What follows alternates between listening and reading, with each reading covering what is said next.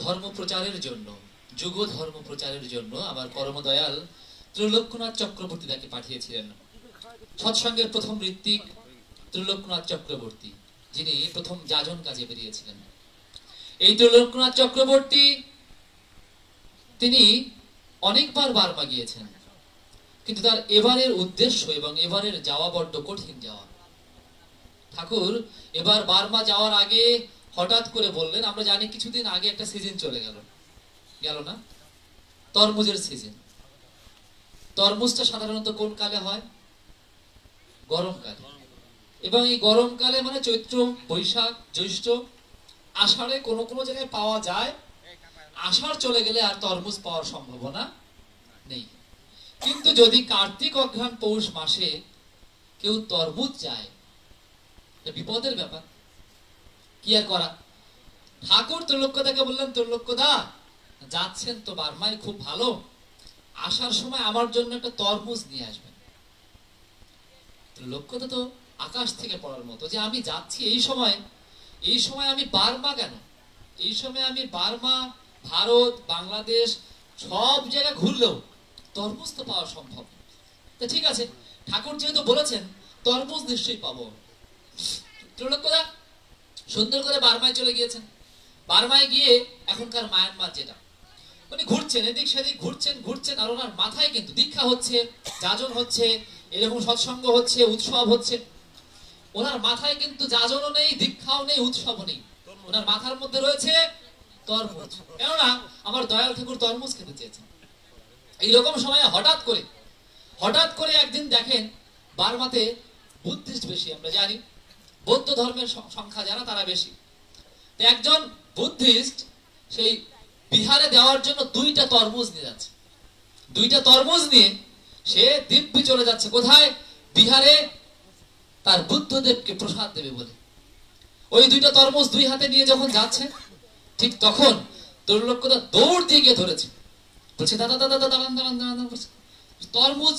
বলে হ্যাঁ তরমুজ। বলে কি তরমুজ? বলে এটা আনসিজনের তরমুজ। বলে কেমন? বলে আমার গাছে 2টো তরমুজ হয়েছে, আর আমি 2টো তরমুজ নিয়ে যাচ্ছি কোথায়? আমার বুদ্ধদেবকে দেওয়ার জন্য। বলে শোনেন, বুদ্ধদেবকে তো আপনি দেবেন, কিন্তু আপনি কি জানেন বুদ্ধদেব যে আবার জন্মগ্রহণ করছেন? বলছে কি বলেন? বলে হ্যাঁ, বুদ্ধদেব আবার চলে আসছেন। ত্রিপিটকে বলা আছে না যে এক বুদ্ধ আসবে মহাবুদ্ধ রূপে, জগতের সমগ্র দুঃখ দান করবে। বলে হ্যাঁ, সেই বুদ্ধ চলে আসছে। বলে হ্যাঁ চলে আসছে। বলে সত্যি? বলে আপনি বিশ্বাস না করেন, আপনি একটা কাজ করেন, আপনি একটা তরমুজ এখানে দেন, আরেকটা তরমুজ জ্যান্ত বুদ্ধর জন্য দেন। মহাজালা, জ্যান্ত বুদ্ধ। বলে সত্যি যদি আসে তাহলে আমি বুদ্ধকে দেখবো। বলে ঠিক আছে, তা চলেন, একটা এখানে দেন, আরেকটা নিয়ে চলেন, আমরা জ্যান্ত বুদ্ধকে দেখতে যাই। এখন বলে তো বিপদ, কেননা আমরা বিশ্বাস করি, আমরা যারা সৎসঙ্গী আমরা বিশ্বাস করি ঠাকুরই তিনি শ্রীরাম, তিনি শ্রীহরি, তিনি শ্রীকৃষ্ণ, তিনি বুদ্ধ, তিনি যিশু। আমি বিশ্বাস করি, আপনি বিশ্বাস করেন, কিন্তু একজন সাধারণ মানুষ কেন বিশ্বাস করে?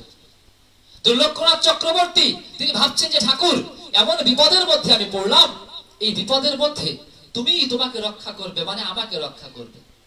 ভক্তের ভিতর যদি ভগবান সত্যি থেকে থাকেন, তবে আজকে আমার মুখ দিয়ে যা বের হয়েছে, যে বিশ্বাস আমরা স্থাপন করেছি, যে কল্কি অবতার রূপে তোমাকে আমরা পূজা করে চলেছি এবং আরাধনা করে চলেছি, সে সত্য বাস্তবায়নের দায়িত্ব আজ তোমার। আর তাই তিনি নির্দ্বিধায় চলছেন, আর ওই ভক্তকে বলছেন চলো আজ তোমাকে জ্যান্ত বুদ্ধ দেখাবো। কি আর করা, তখন আস্তে আস্তে আস্তে আস্তে ঠাকুরের সামনে চলে, যখন তারা আসছে, ঠাকুরের সামনে এসে দূর থেকে 2জন ভক্ত, ত্রৈলোক্যদা এবং সেই বৌদ্ধ ভক্ত ঠাকুরের দিকে এগিয়ে যাচ্ছে।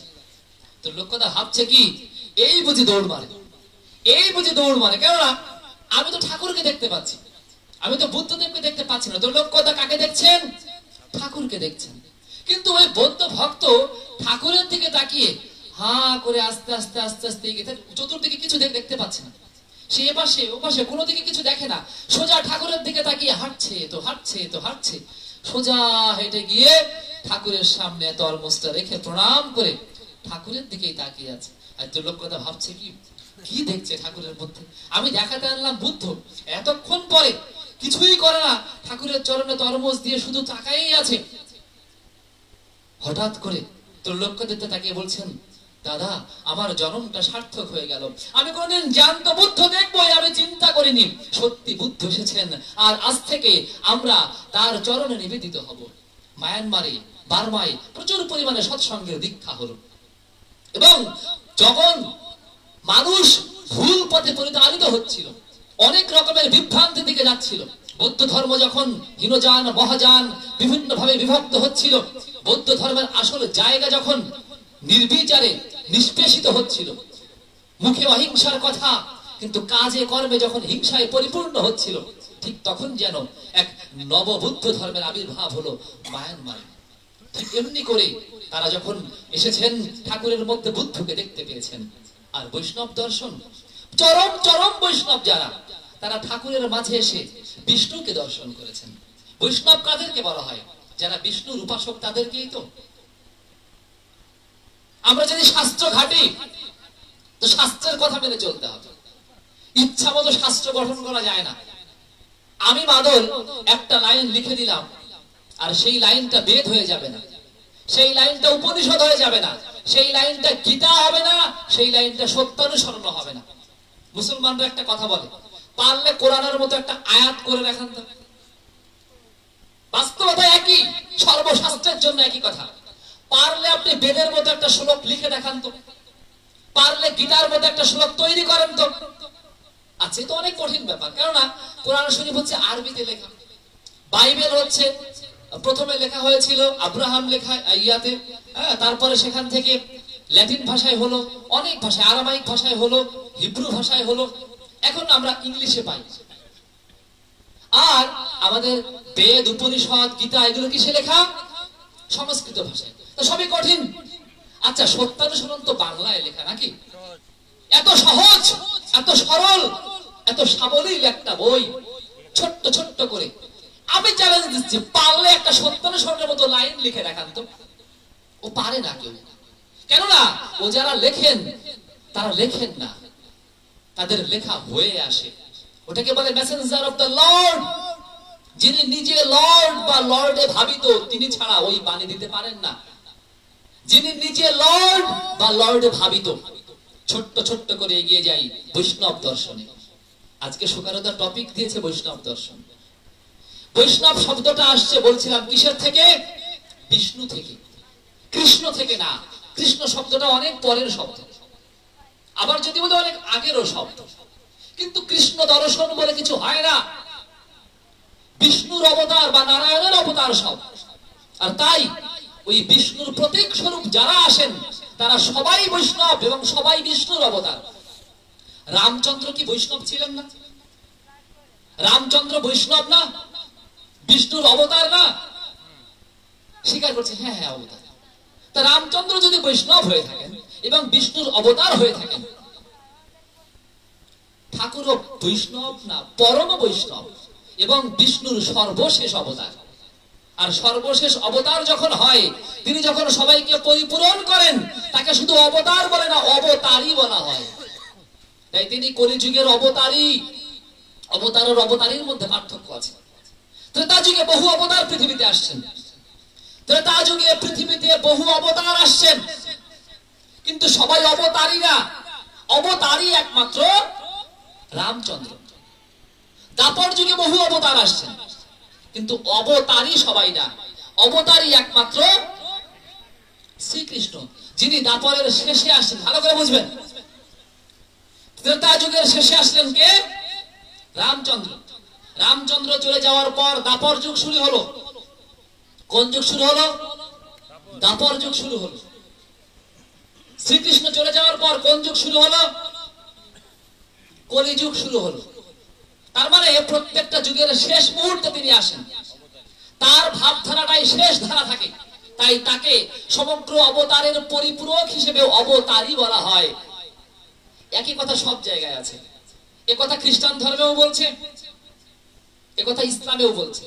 নবী অনেক থাকতে পারে, সবাই শেষ নবী না, সবাই রাসূল না। রাসূল আর নবীর মধ্যে পার্থক্য আছে। সবাই এক থেকে আসে বটে, কিন্তু এক নয়। আর তাই বৈষ্ণব দর্শন বলছে যে ওই বিষ্ণুর থেকেই উদ্ভূত হলেও তাদের মধ্যে একটা পার্থক্য থাকে। অনেকেই বলে থাকেন যে কলিযুগে তো আসছেন অবতার কে, কলিযুগে অবতার হিসেবে কে আসছেন, বলে গৌরাঙ্গ মহাপ্রভু। খুব ভালো, গৌরাঙ্গ মহাপ্রভু যদি আসে তাহলে আমাদের গৌরাঙ্গ গৌরাঙ্গ নাম করা উচিত। কেননা কৃষ্ণ আর গৌরাঙ্গ যদি একই হন, রামচন্দ্র কৃষ্ণ আর গৌরাঙ্গ যদি একই হন, তাহলে সর্বশেষ যিনি তারই গুরুত্ব বেশি হওয়া উচিত, কিন্তু তার গুরুত্ব আমরা দিই না। আপনি যদি কোনো জায়গায় ধরেন একজন মহাপ্রভুর ভোগ দিচ্ছে, আমরা দিই না। আমাদের মহাপ্রভুর ভোগ অঞ্চলে ভালোই আছে, দিই না। অনেক বড় সড়ো বৈষ্ণব যারা, আমরা বলছি আমরা মহাপ্রভুর ভোগ দিচ্ছি, খুব ভালো, আপনি মহাপ্রভুর ভোগ দিচ্ছেন। আপনাকে যদি জিজ্ঞেস করা হয় আপনি কোন মতে, কোন নাম নিয়েছেন, তাহলে আমি কৃষ্ণ নাম নিয়েছি। তা আপনি যদি মহাপ্রভুর ভোগ দেন, তাহলে আপনি কেন বলতে পারছেন না যে আমি মহাপ্রভুর নাম নিয়েছি, আমি চৈতন্য নামে বিশ্বাস করি, আমি গৌর নামে বিশ্বাস করি, তা কিন্তু বলছি না। কেননা গৌর নাম দেননি তো। গৌরাঙ্গ মহাপ্রভু পৃথিবীতে আবির্ভূত হয়েছেন, কিন্তু তিনি নাম প্রবর্তন করেননি। দেখেন পার্থক্যটা কোথায়। তাই তিনি নাম যা প্রবর্তন করেছেন তা কৃষ্ণ নাম, কিন্তু কলিযুগের যে নাম, সেই নাম তিনি দেননি। তাই তিনি অবতার, অবতারই তখনও নন। অবতার আর অবতারের মধ্যে পার্থক্য বুঝতে হবে। যিনি পৃথিবীতে বীজ মন্ত্র আনেন না, তিনি বৈষ্ণব হতে পারেন, বিষ্ণুর অবতার হতে পারেন, অবতারই হতে পারেন না। তাই কলিযুগের জন্য বীজ মন্ত্র চৈতন্য মহাপ্রভু আনেননি। তাই আপনি বলতে পারছেন না যে আমি একজন গৌর ভক্ত। আপনি আপনার পরিচয়ে কথা বলছেন না যে আমি গৌর নাম নিয়েছি, আপনি বলছেন আমি কৃষ্ণ নাম নিয়েছি। দেখেন, কিন্তু কৃষ্ণ নাম তো দাপরেও ছিল। এই কৃষ্ণ নাম দাপর যুগ থেকে চলছে চলছে চলছে, তাহলে কলিযুগে নতুন কি এলো? কলিযুগের জন্য যদি নতুন কিছু না থাকলো, তাহলে গৌরাঙ্গ প্রভু নতুন অবতার হিসেবে আসলেন কেন?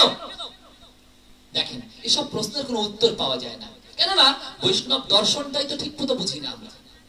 আর তাই গৌরাঙ্গ মহাপ্রভু নিজেও কিন্তু স্বীকার করে গেলেন যে এই নাম শেষ নয়। বললেন এই নাম নয় রে মাথায় আরো নাম আছে, এই নাম নিয়ে যাবে সেই নামের কাছে। বলছেন না? এটা কি বৈষ্ণব দর্শন না? তাহলে বৈষ্ণব দর্শনে আমার গৌর সন্ন্যাস নিজে বলছেন এটাই শেষ নয়। উনি বলে যেতেন যে আমি শেষ নবী, আমার পরে আর কেউ আসবে না, তা বলছেন না। বরং উনি বলছেন এই মতো আছে আরো 2 অবতার, কীর্তন আনন্দ রূপ হইবে আবার, এমনি মা আমি অতি নানা রঙ্গে হইব তোমার পুত্র আমি অবিলম্ব। কত সুন্দর করে ব্যাখ্যা, কত সুন্দর করে বলা, এত পরিষ্কার করে বলা হওয়া সত্ত্বেও এই কলির জীব যদি না বুঝি আমরা, তাহলে তো ব্যর্থতা আমাদের। কেননা বাস্তবিকতায় মনে রাখতে হবে, যখনকার যে সময় তখনকার সেই চল চলে। আজকে থেকে যদি 50 বছর আগে, বেশি না, আজকে থেকে যদি 50 বছর আগে এই বড় গ্রামে, এই জঙ্গলি পাড়ায় এই অনুষ্ঠানটা হতো, তাহলে কিন্তু আমরা সুন্দর করে এই লাইট জ্বালাতে পারতাম না। তখনও লাইটের প্রচলন ছিল। কি ছিল জানেন? আপনাদের দিকে কি ছিল আমি জানি না, আমাদের দিকে হ্যাসাক জ্বালাতো, হ্যাসাক ছিল এদিকে। বেশি দিন না, 50 বছর আগেও যদি আপনি এইরকম একটা অনুষ্ঠান রাতের বেলায় করতেন, তাহলে আপনাকে কি জ্বালাতে হতো? হ্যাচাক। এখন জ্বালাবেন হ্যাচাক? জ্বালান। 50 বছরের আগের জিনিস এখন চলে না, সোজা কথা। চলে না কেন? যুগের সাথে তাল মেলানো যায় না। যে কষ্ট করে আসলাম আজকে, বাবা, কিছু পাকা, কিছু কাঁচা, কিছু তারপরে ভালো লেগেছে। কি ভালো লেগেছে?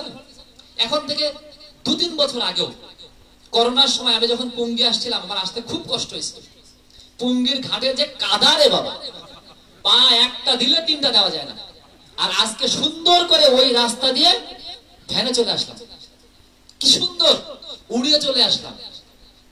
আচ্ছা বলেন তো দেখি, এখন এত সুন্দর পাকা রাস্তা রেখে আমি যদি মনে করি না আমি পাকা রাস্তায় হাঁটবো না, পাকা রাস্তায় হাঁটা হারাম, মানে কি পাকা রাস্তায় হাঁটবো না, কেননা ওটা নতুন পথ, আমি নতুন পথ নিব না। আমি বিশ্বাস করি দাপর যুগের পথ, পুরনো পথ। আর আমি যদি রাগ করে ধান ক্ষেত দিয়ে হাঁটা শুরু করতাম আর রাস্তার সাইড দিয়ে ধুলার মধ্যে দিয়ে মোটরসাইকেল চালাতাম, কথার কথা, তাহলে আমি ধুলাই পেতাম, আমার পাকা রাস্তার সুফল পেতাম না। মনে রাখতে হবে যুগের একটা প্রয়োজন আছে প্রত্যেকটা জায়গায়। আপনি যুগের প্রয়োজনটা মিটাচ্ছেন। আপনি একটু চিন্তা করে দেখেন না কেন, আপনি প্রত্যেকটা জায়গায় যুগের উপযোগী পোশাক পরছেন, যুগের উপযোগী রকমে চলছেন, যুগের উপযোগী রকমে খাচ্ছেন, ঘুমাচ্ছেন, সবকিছু করছেন, তাহলে ধর্মটা যদি আপনি যুগের উপযোগী রকমে না করেন, তাহলে সেই ধর্মটা তো আপনাকে নিজের জীবনে বাঁচিয়ে রাখতে পারবে না, আপনার নিজের জীবনটাকে ধারণ করতে পারবে না। আর তাই অনেক কিছু হওয়া সত্ত্বেও আজ পৃথিবীতে বৈষ্ণব ধর্মের যে বৈষ্ণব ভাব প্রকাশ করার কথা ছিল, সে প্রকাশ করতে পারছে না। আজকে খুব কষ্ট হয়, জানেন, আজকে খুব কষ্ট হয় যদি কেউ নিজেকে বৈষ্ণব বলে দাবি করে আর কারো নিন্দা করে। কেননা আমি বৈষ্ণব শাস্ত্রে পড়েছি, বৈষ্ণব যিনি হবেন তিনি কখনো কারো নিন্দা করতে পারবেন না। বিষ্ণু জগৎকে প্রতিপালন করেন। বিষ্ণু কি করেন? জগৎকে। বিষ্ণুর বুকে ভৃগু যখন লাথি মারলো, তারপরও বিষ্ণু তাকে ক্ষমা করলেন। এটা বৈষ্ণব, বৈষ্ণব তত্ত্ব। যে বিষ্ণুর ভক্ত যিনি হবেন, তিনি শত লাথি খাওয়ার পরেও কি করবেন? তার বিরুদ্ধে বলবেন না কিছু, বরং ভালোবেসে তাকে জড়িয়ে ধরবেন। ও দাদা, যদি তোমার সৎসঙ্গের কোনো কিছু খারাপ লেগে থাকে, আর যদি তুমি বৈষ্ণবী হয়ে থাকো, তুমি একটু কাছে এসে জড়িয়ে ধরো না, এসে বলো না, দাদা তোমরা এটাকে এরকম করো কেন? কখনো বলেছো এমন? তা না করে তুমি যদি নিন্দা করো, তাহলে তো বৈষ্ণব হওয়া যায় না। একই কথা, যদি আমিও নিন্দা করি, আমিও বৈষ্ণব হতে পারবো না। কারণ আমি কি বলেছি? যদি বৈষ্ণব ধর্ম প্রচলিত ভাবে যেটাকে আমরা বলছি, তা যদি বৈষ্ণব ধর্ম বা বৈষ্ণব মত হয়, তবে সৎসঙ্গ হচ্ছে পরম বৈষ্ণব মত। কেননা বিষ্ণুর যে পরম রূপ, তা হচ্ছে শ্রী ঠাকুর অনুকূল চন্দ্র। সেই বিষ্ণুর পরম রূপ, মানে যে রূপের জন্য কলির জীব কাঙ্ক্ষিত, আকাঙ্ক্ষিত ছিল, বহুদিন ধরে তার এই রূপের আসার কথা ছিল, আসেনি। এই যুগ সেই যুগ, যে যুগে এসে ধর্ম নিয়ে প্রচন্ড বাড়াবাড়ি হবে। সব জায়গায় কথা বলা। বিদায় হজের বাণীতে হযরত মুহাম্মদ বলে গিয়েছেন, ধর্ম নিয়ে বাড়াবাড়ি করো না। কিন্তু করে, কিন্তু সবাই, হিন্দু করে, মুসলমান করে, বৌদ্ধ করে, খ্রিস্টান করে, যে যেখানে সুযোগ পায়, সব জায়গায় যেখানে যে একটু সুযোগ পায়, ধর্ম নিয়ে বাড়াবাড়ির কথা তো কোথাও বলা নেই।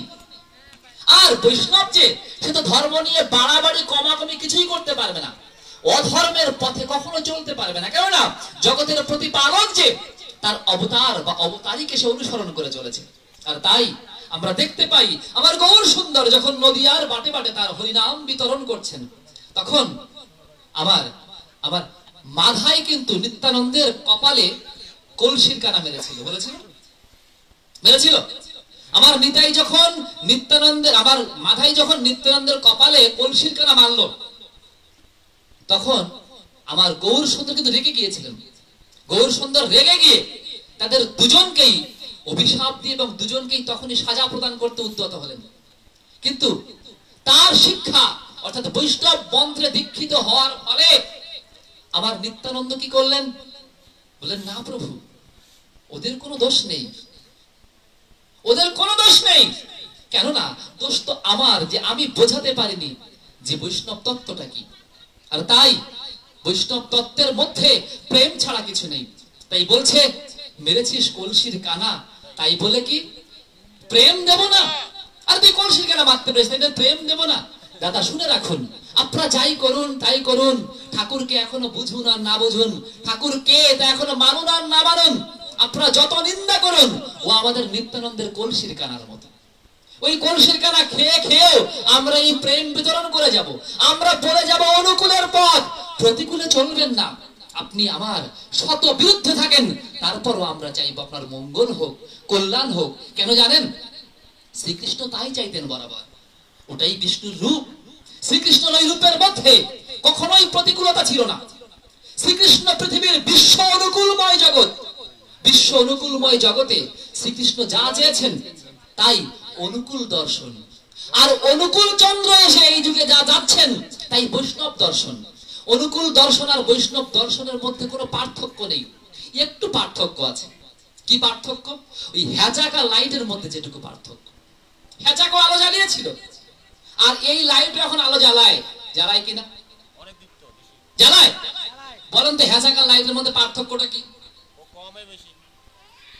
হ্যাজাক ওই সময়ের জন্য ঠিক ছিল, ওই সময় মানুষ ওইটুকু আলোয় সন্তুষ্ট থাকতো, ঠিক কিনা?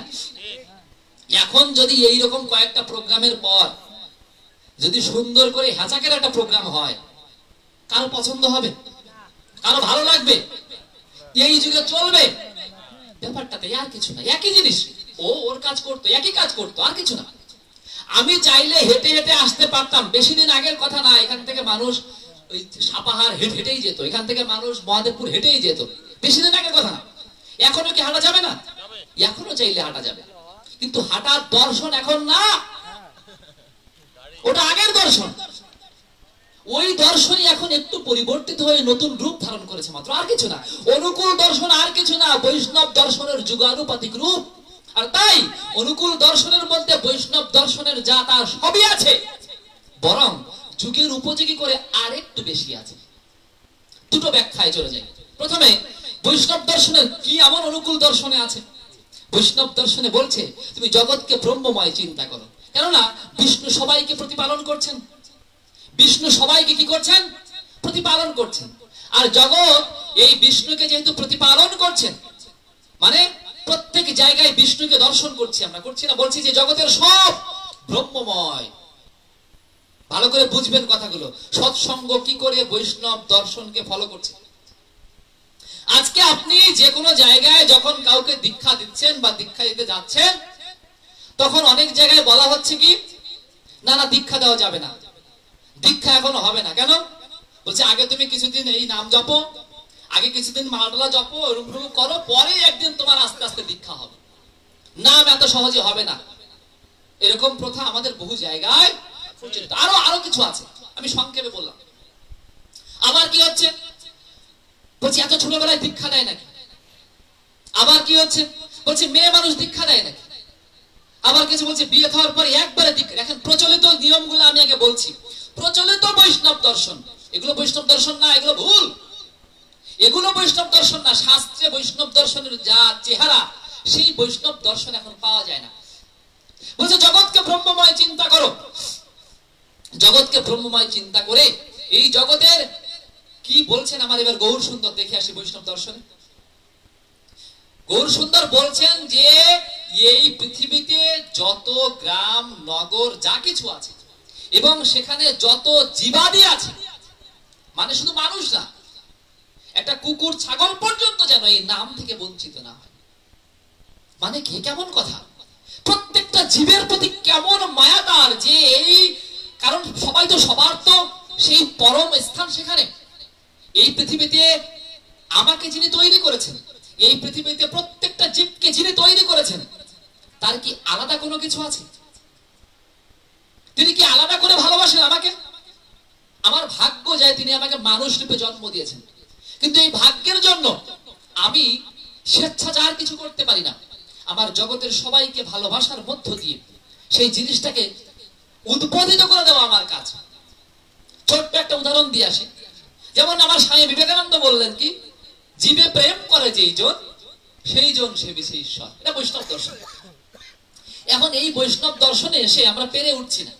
কেননা ভালো করে দেখবেন এবং শুনবেন এবং বুঝবেন, আমার স্বামী বিবেকানন্দ এই কথা বলেছেন বটে, এবং তিনি তার নিজের জীবদ্দশায় শেষের দিকে তিনি তার আশ্রমে বেশ কিছু জীব জন্তু নিয়ে তিনি একটা সেবামূলক একটা ব্যাপার, যে নিজের একটা মানে গৃহপালিত অনেক জীব জন্তু নিয়ে তিনি পালন করেছেন বা তাদেরকে সেবা যত্ন করেছেন।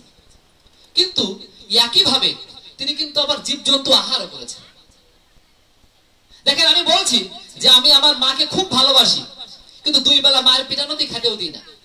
আবার আমি বলছি মাকে খুব ভালোবাসি, এটা কি হয়? আমি আমার মাকে খুব ভালোবাসি, কিন্তু খেতেও দিব না, আবার মাঝে মাঝে গুতানো দিব। তাহলে এটা কি আসলে ভালোবাসা হলো? কথা এবং কাজের মধ্যে দুই দিকে একটা গ্যাপ থেকে গেল। তাই বলা হচ্ছে কি, আমি সর্বজীবের সমান মনে করছি, মানে আমি সবাইকে সমানভাবে দেখতে পারছি কিনা। ঠাকুর এসে বলছেন, দেখো এই যে তোমরা মা কালীর সামনে বলি দাও না, যে ছাগলটাকে বলি দাও, আমার বলছি মা কালী মানে জগতের মা, বলছি না? মোটামুটি চামুন্ডা পূজা, কালী পূজা, এগুলো তো সব মোটামুটি আছে না? যার যার রকমের মোটামুটি পূজার প্রচলন সবখানেই আছে, এবং এগুলাই বেশি হিন্দু ধর্মে, সত্য কথা। আচ্ছা, মানলাম মা কালী জগতের স্রষ্টা, এবং জগৎ ধাত্রী বা জগৎ প্রসবিনী আমরা বিভিন্ন নামে তাকে ইয়ে করি।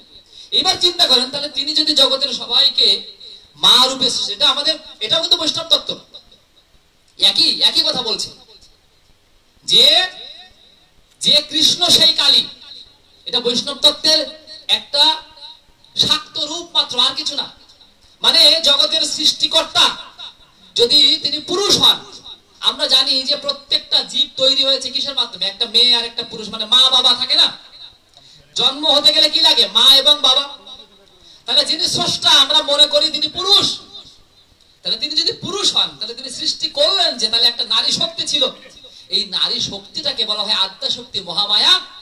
এর একটা রূপ ধারণ করে বিভিন্ন রূপে বিভিন্ন জনে চিন্তা করে। আচ্ছা, কাজের কথা চলে আসে, এই যে নারী রূপের চিন্তা আমরা করি, বলা হচ্ছে এই শাক্ত রূপে তাকে আমরা বলছি জগতের প্রসবিনী, মানে তিনি জগতের সবাইকে তার মাধ্যমে আসছে। তাই যদি হয়, বলছে তুমি মার সামনে যখন বলিটা দাও, ওই যে ছাগলটা বলি দিচ্ছ, পাঠাটা বলি দিচ্ছ, ওটা কি মার সন্তান না? মার সামনে তার সন্তানকে বলি দেওয়া যায়? সম্ভব? বলি দিতে হয় নিজের প্রিয় বস্তুকে। কোন প্রিয় বস্তু? যে প্রিয় বস্তু আমাকে আমার ভগবানের দিকে, ঠাকুরের দিকে, মুসলমানরা আল্লাহর দিকে যেতে সব থেকে বাধা সৃষ্টি করে। আমরা দেখেছি যে কালকে আমাদের কোরবানির ঈদ, কোরবানির ঈদে আমরা দেখছি কি সব জায়গায় কোরবানি হচ্ছে না? কোরবানির ইতিহাস কি? কে কোরবানি দিয়েছিল? প্রথম কোরবানি দিয়েছিলেন কে? হ্যাঁ, ও মা, একটু জানা, এইটুকু তো আমার জানা এমনি উচিত। কে করেছিলেন? ইব্রাহিম। হ্যাঁ, ইব্রাহিম না, হযরত ইসমাইল। কে করেছিলেন? ইসমাইল। কাকে করেছিলেন? সন্তানটা। তোমার প্রিয়। কেন প্রিয়?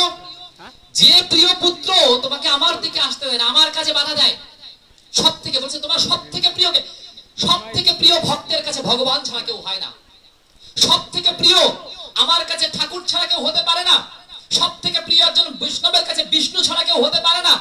আর তাই ওই পথে তোমার আমার থেকে যদি প্রিয় কেউ থাকে, তুমি তাকে বলি দিয়ে দাও, মানে তুমি তাকে আত্মসমর্পণ করে দাও, আমার দিকে আসো, ও বাদ দাও। তাই কিন্তু নির্দ্বিধায় বিশ্বাস করেছিলেন নবীকে। কে? হযরত কে? হযরত ইব্রাহিম বিশ্বাস করলেন। করে কি করলেন? করে তিনি নিজের পুত্রকেই উৎসর্গ করার জন্য ব্রতী হলেন, কিন্তু হলো না। নিলেন তার কাছ থেকে ভগবান আল্লাহ, তার কাছ থেকে কি নিলেন? নিলেন তার ভক্তিটা, যে ঠিক মতো সে করলো কিনা। দেখেন মূল জায়গাটা কোথায়? মূল জায়গাটাতে নিজের সন্তান। এবার আপনি আপনার নিজের সন্তানটাকে বলে দিতে পারবেন? যদি বলা হয় আপনি আপনার বউটাকে বলে দিতে পারবেন? অনেকে আসবে, আজকে আসতাম তো আমার বউয়ের জন্য আসা হলো না, তো বউটা বলিদান কেমন পারেন? ধর্ম কাজে যা বাধা হচ্ছে বলি দিতে পারেন? পারবেন না। অযথা একটা ছাগলের উপর, একটা গরুর উপর, একটা ইয়ার উপর আপনি বলি চালাই দিচ্ছেন, কোরবানি চালাই দিচ্ছেন না। বলছে তোমার মনের মধ্যে যে পশু বাস করে, সেই পশুটাকে যদি বলি না দিতে পারো, তাহলে স্পষ্ট সব জায়গায় বলছে, কোরআন শরীফেও বলা আছে যে এই রক্ত এবং মাংস কার কাছে? আল্লাহর কাছে পৌঁছায় না। কেননা তোমার কাছে পৌঁছায় তোমার যে বিশ্বাস, ঈমান। তাই বিশ্বাসের জায়গায় আমরা মনে প্রাণে বিশ্বাস করে বৈষ্ণব হতে পারছি না। আমরা বৈষ্ণবের কথা বলছি বটে, আমরা বিষ্ণু বিষ্ণু ওম বিষ্ণু ওম বিষ্ণু বলে আমরা সব শুদ্ধ করে দিচ্ছি, কিন্তু শুদ্ধ হচ্ছি না মনে প্রাণে। কৃষ্ণ কথা বলছি বটে, কিন্তু আমার কথায় কেউ আকর্ষণ হচ্ছে না, কষ্ট পাচ্ছে, তা হয় না। তার মানে কি? আমি কৃষ্ণ কিনা বুঝিনি। কে কৃষ্ণ? কৃষ্ণ বলে তো কেউ পৃথিবীতে ছিল না। এই পৃথিবীতে মনে রাখতে হবে, রামচন্দ্র বলে কেউ ছিল না পৃথিবীতে। এগুলো সব ভগবানের প্রদত্ত নাম, অনুকূলতাই, অনুকূলতাই। তবে পার্থক্যটা কোথায়? যে মা জেনে শুনে বুঝে এ যুগে অনুকূল নাম নিজে রেখেছে। আর তাই অনুকূল নাম একই সাথে যেমন শাস্ত্র প্রদত্ত, একই সাথে ওই বৈষ্ণবীয় ধারা প্রদত্ত, আবার একই সাথে এই পৃথিবী প্রদত্ত। কিন্তু একটু চিন্তা করে যদি আমরা দেখি, কৃষ্ণ নাম বা রাম নাম পিতামাতা প্রদত্ত নাম নয়। মানে কি? এই জগতের সমগ্র শক্তিকে বিভিন্ন নামে আখ্যায়িত করা সব জায়গায় হয়েছে। আপনি দেখবেন ইসলামের মধ্যে বলছে আল্লাহর এতগুলো নাম আছে, বলছে না? মানে কি? গুণবাচক নাম। বলছে নারায়ণের এতগুলো নাম আছে, পুরাণের মধ্যে, ভাগবতে আছে নারায়ণের সহস্র নাম। কৃষ্ণের 108টা নাম। মানে কি, এক একজন তাকে এক এক রূপে চিন্তা করেছে আর এক এক রূপে তার নামকরণ করেছে। এইবার আমরা যদি যাই, তাহলে কৃষ্ণ নামটা কোত্থেকে আসলো? বলছে এটা নামটা ছিল না। যখন গর্গমুনি ধ্যানে দেখলো যে কর্ষণকারী যে শক্তি এই দাপর যুগের মানুষের পাপ তাপ কর্ষণ করে নেওয়ার জন্য যার আসার কথা, তিনি এই, তার মানে তিনি তিনি এক ভাবার পর তার নাম হলো কৃষ্ণ। তাহলে ওই তিনি যখন এক হন, তখন যদি আপনি তাকে কৃষ্ণ বলে মানতে পারেন, তিনি যখন এক হন, তখন আপনি রামচন্দ্রকে ভগবান বলে মানতে পারেন না কেন? আপনি বলছেন কৃষ্ণ ভগবান, তাহলে রামচন্দ্র ভগবান না? রামচন্দ্র ভগবান এই রথ তো ওঠে না। কটা জায়গায় রামচন্দ্রকে আমরা ততটুকু মানি। যদি আমি শ্রীকৃষ্ণকে মানতে হয় যেহেতু তিনি দাপর যুগে, তাহলে আমাকে তো তার পূর্বের নবীকেও মানতে হবে। আর যদি আপনি প্রকৃত পক্ষে পুরনো বাদ দিয়ে শুধু নতুন নিয়ে চলতে চান, তাহলে শুধুই গৌর ছাড়া আর কিছু হবে না। আর তাই আমার গৌরাঙ্গ মহাপ্রভু যখন নদিয়ার বাটে বাটে নিজে নাম প্রচার করলেন, তিনি প্রথমে কি বললেন? ভজ শ্রীকৃষ্ণ লহ শ্রীকৃষ্ণ কহ শ্রীকৃষ্ণের নাম রে। কিন্তু ভক্তগণ যখন বুঝলো আরে গৌরকে, গৌর তো স্বয়ং কৃষ্ণ, তখন কীর্তন তারা চেঞ্জ করে দিল যে না, গৌর যদি কৃষ্ণ হয় তো আমরা কৃষ্ণ কৃষ্ণ করবো কেন? আমাদের এখন কি করতে হবে? ভজ গৌরাঙ্গ লহ গৌরাঙ্গ কহ গৌরাঙ্গের নাম রে। এই গৌর নাম বিনা এ ভব সংসারে আর নাই জীবের গতি রে। ভজ গৌরাঙ্গ কহ গৌরাঙ্গ লহ গৌরাঙ্গের নাম রে। তাহলে গৌরী বুঝি নাই ঠিক মতো, গৌর সুন্দর কি তাই এখনো ঠিক মতো বুঝিনি। আর তাই এখনো পর্যন্ত পুরনো স্মৃতিগুলো আমাকে আঁকড়ে ধরে আছে। কিন্তু চিন্তা করে দেখুন, গৌর তত্ত্ব যদি আপনি না বোঝেন, আপনি গৌরের পরবর্তী তত্ত্ব কি করে বুঝবেন? অর্থাৎ গৌর দর্শন যার হয়নি তার তো অনুকূল দর্শন হওয়া সম্ভব না।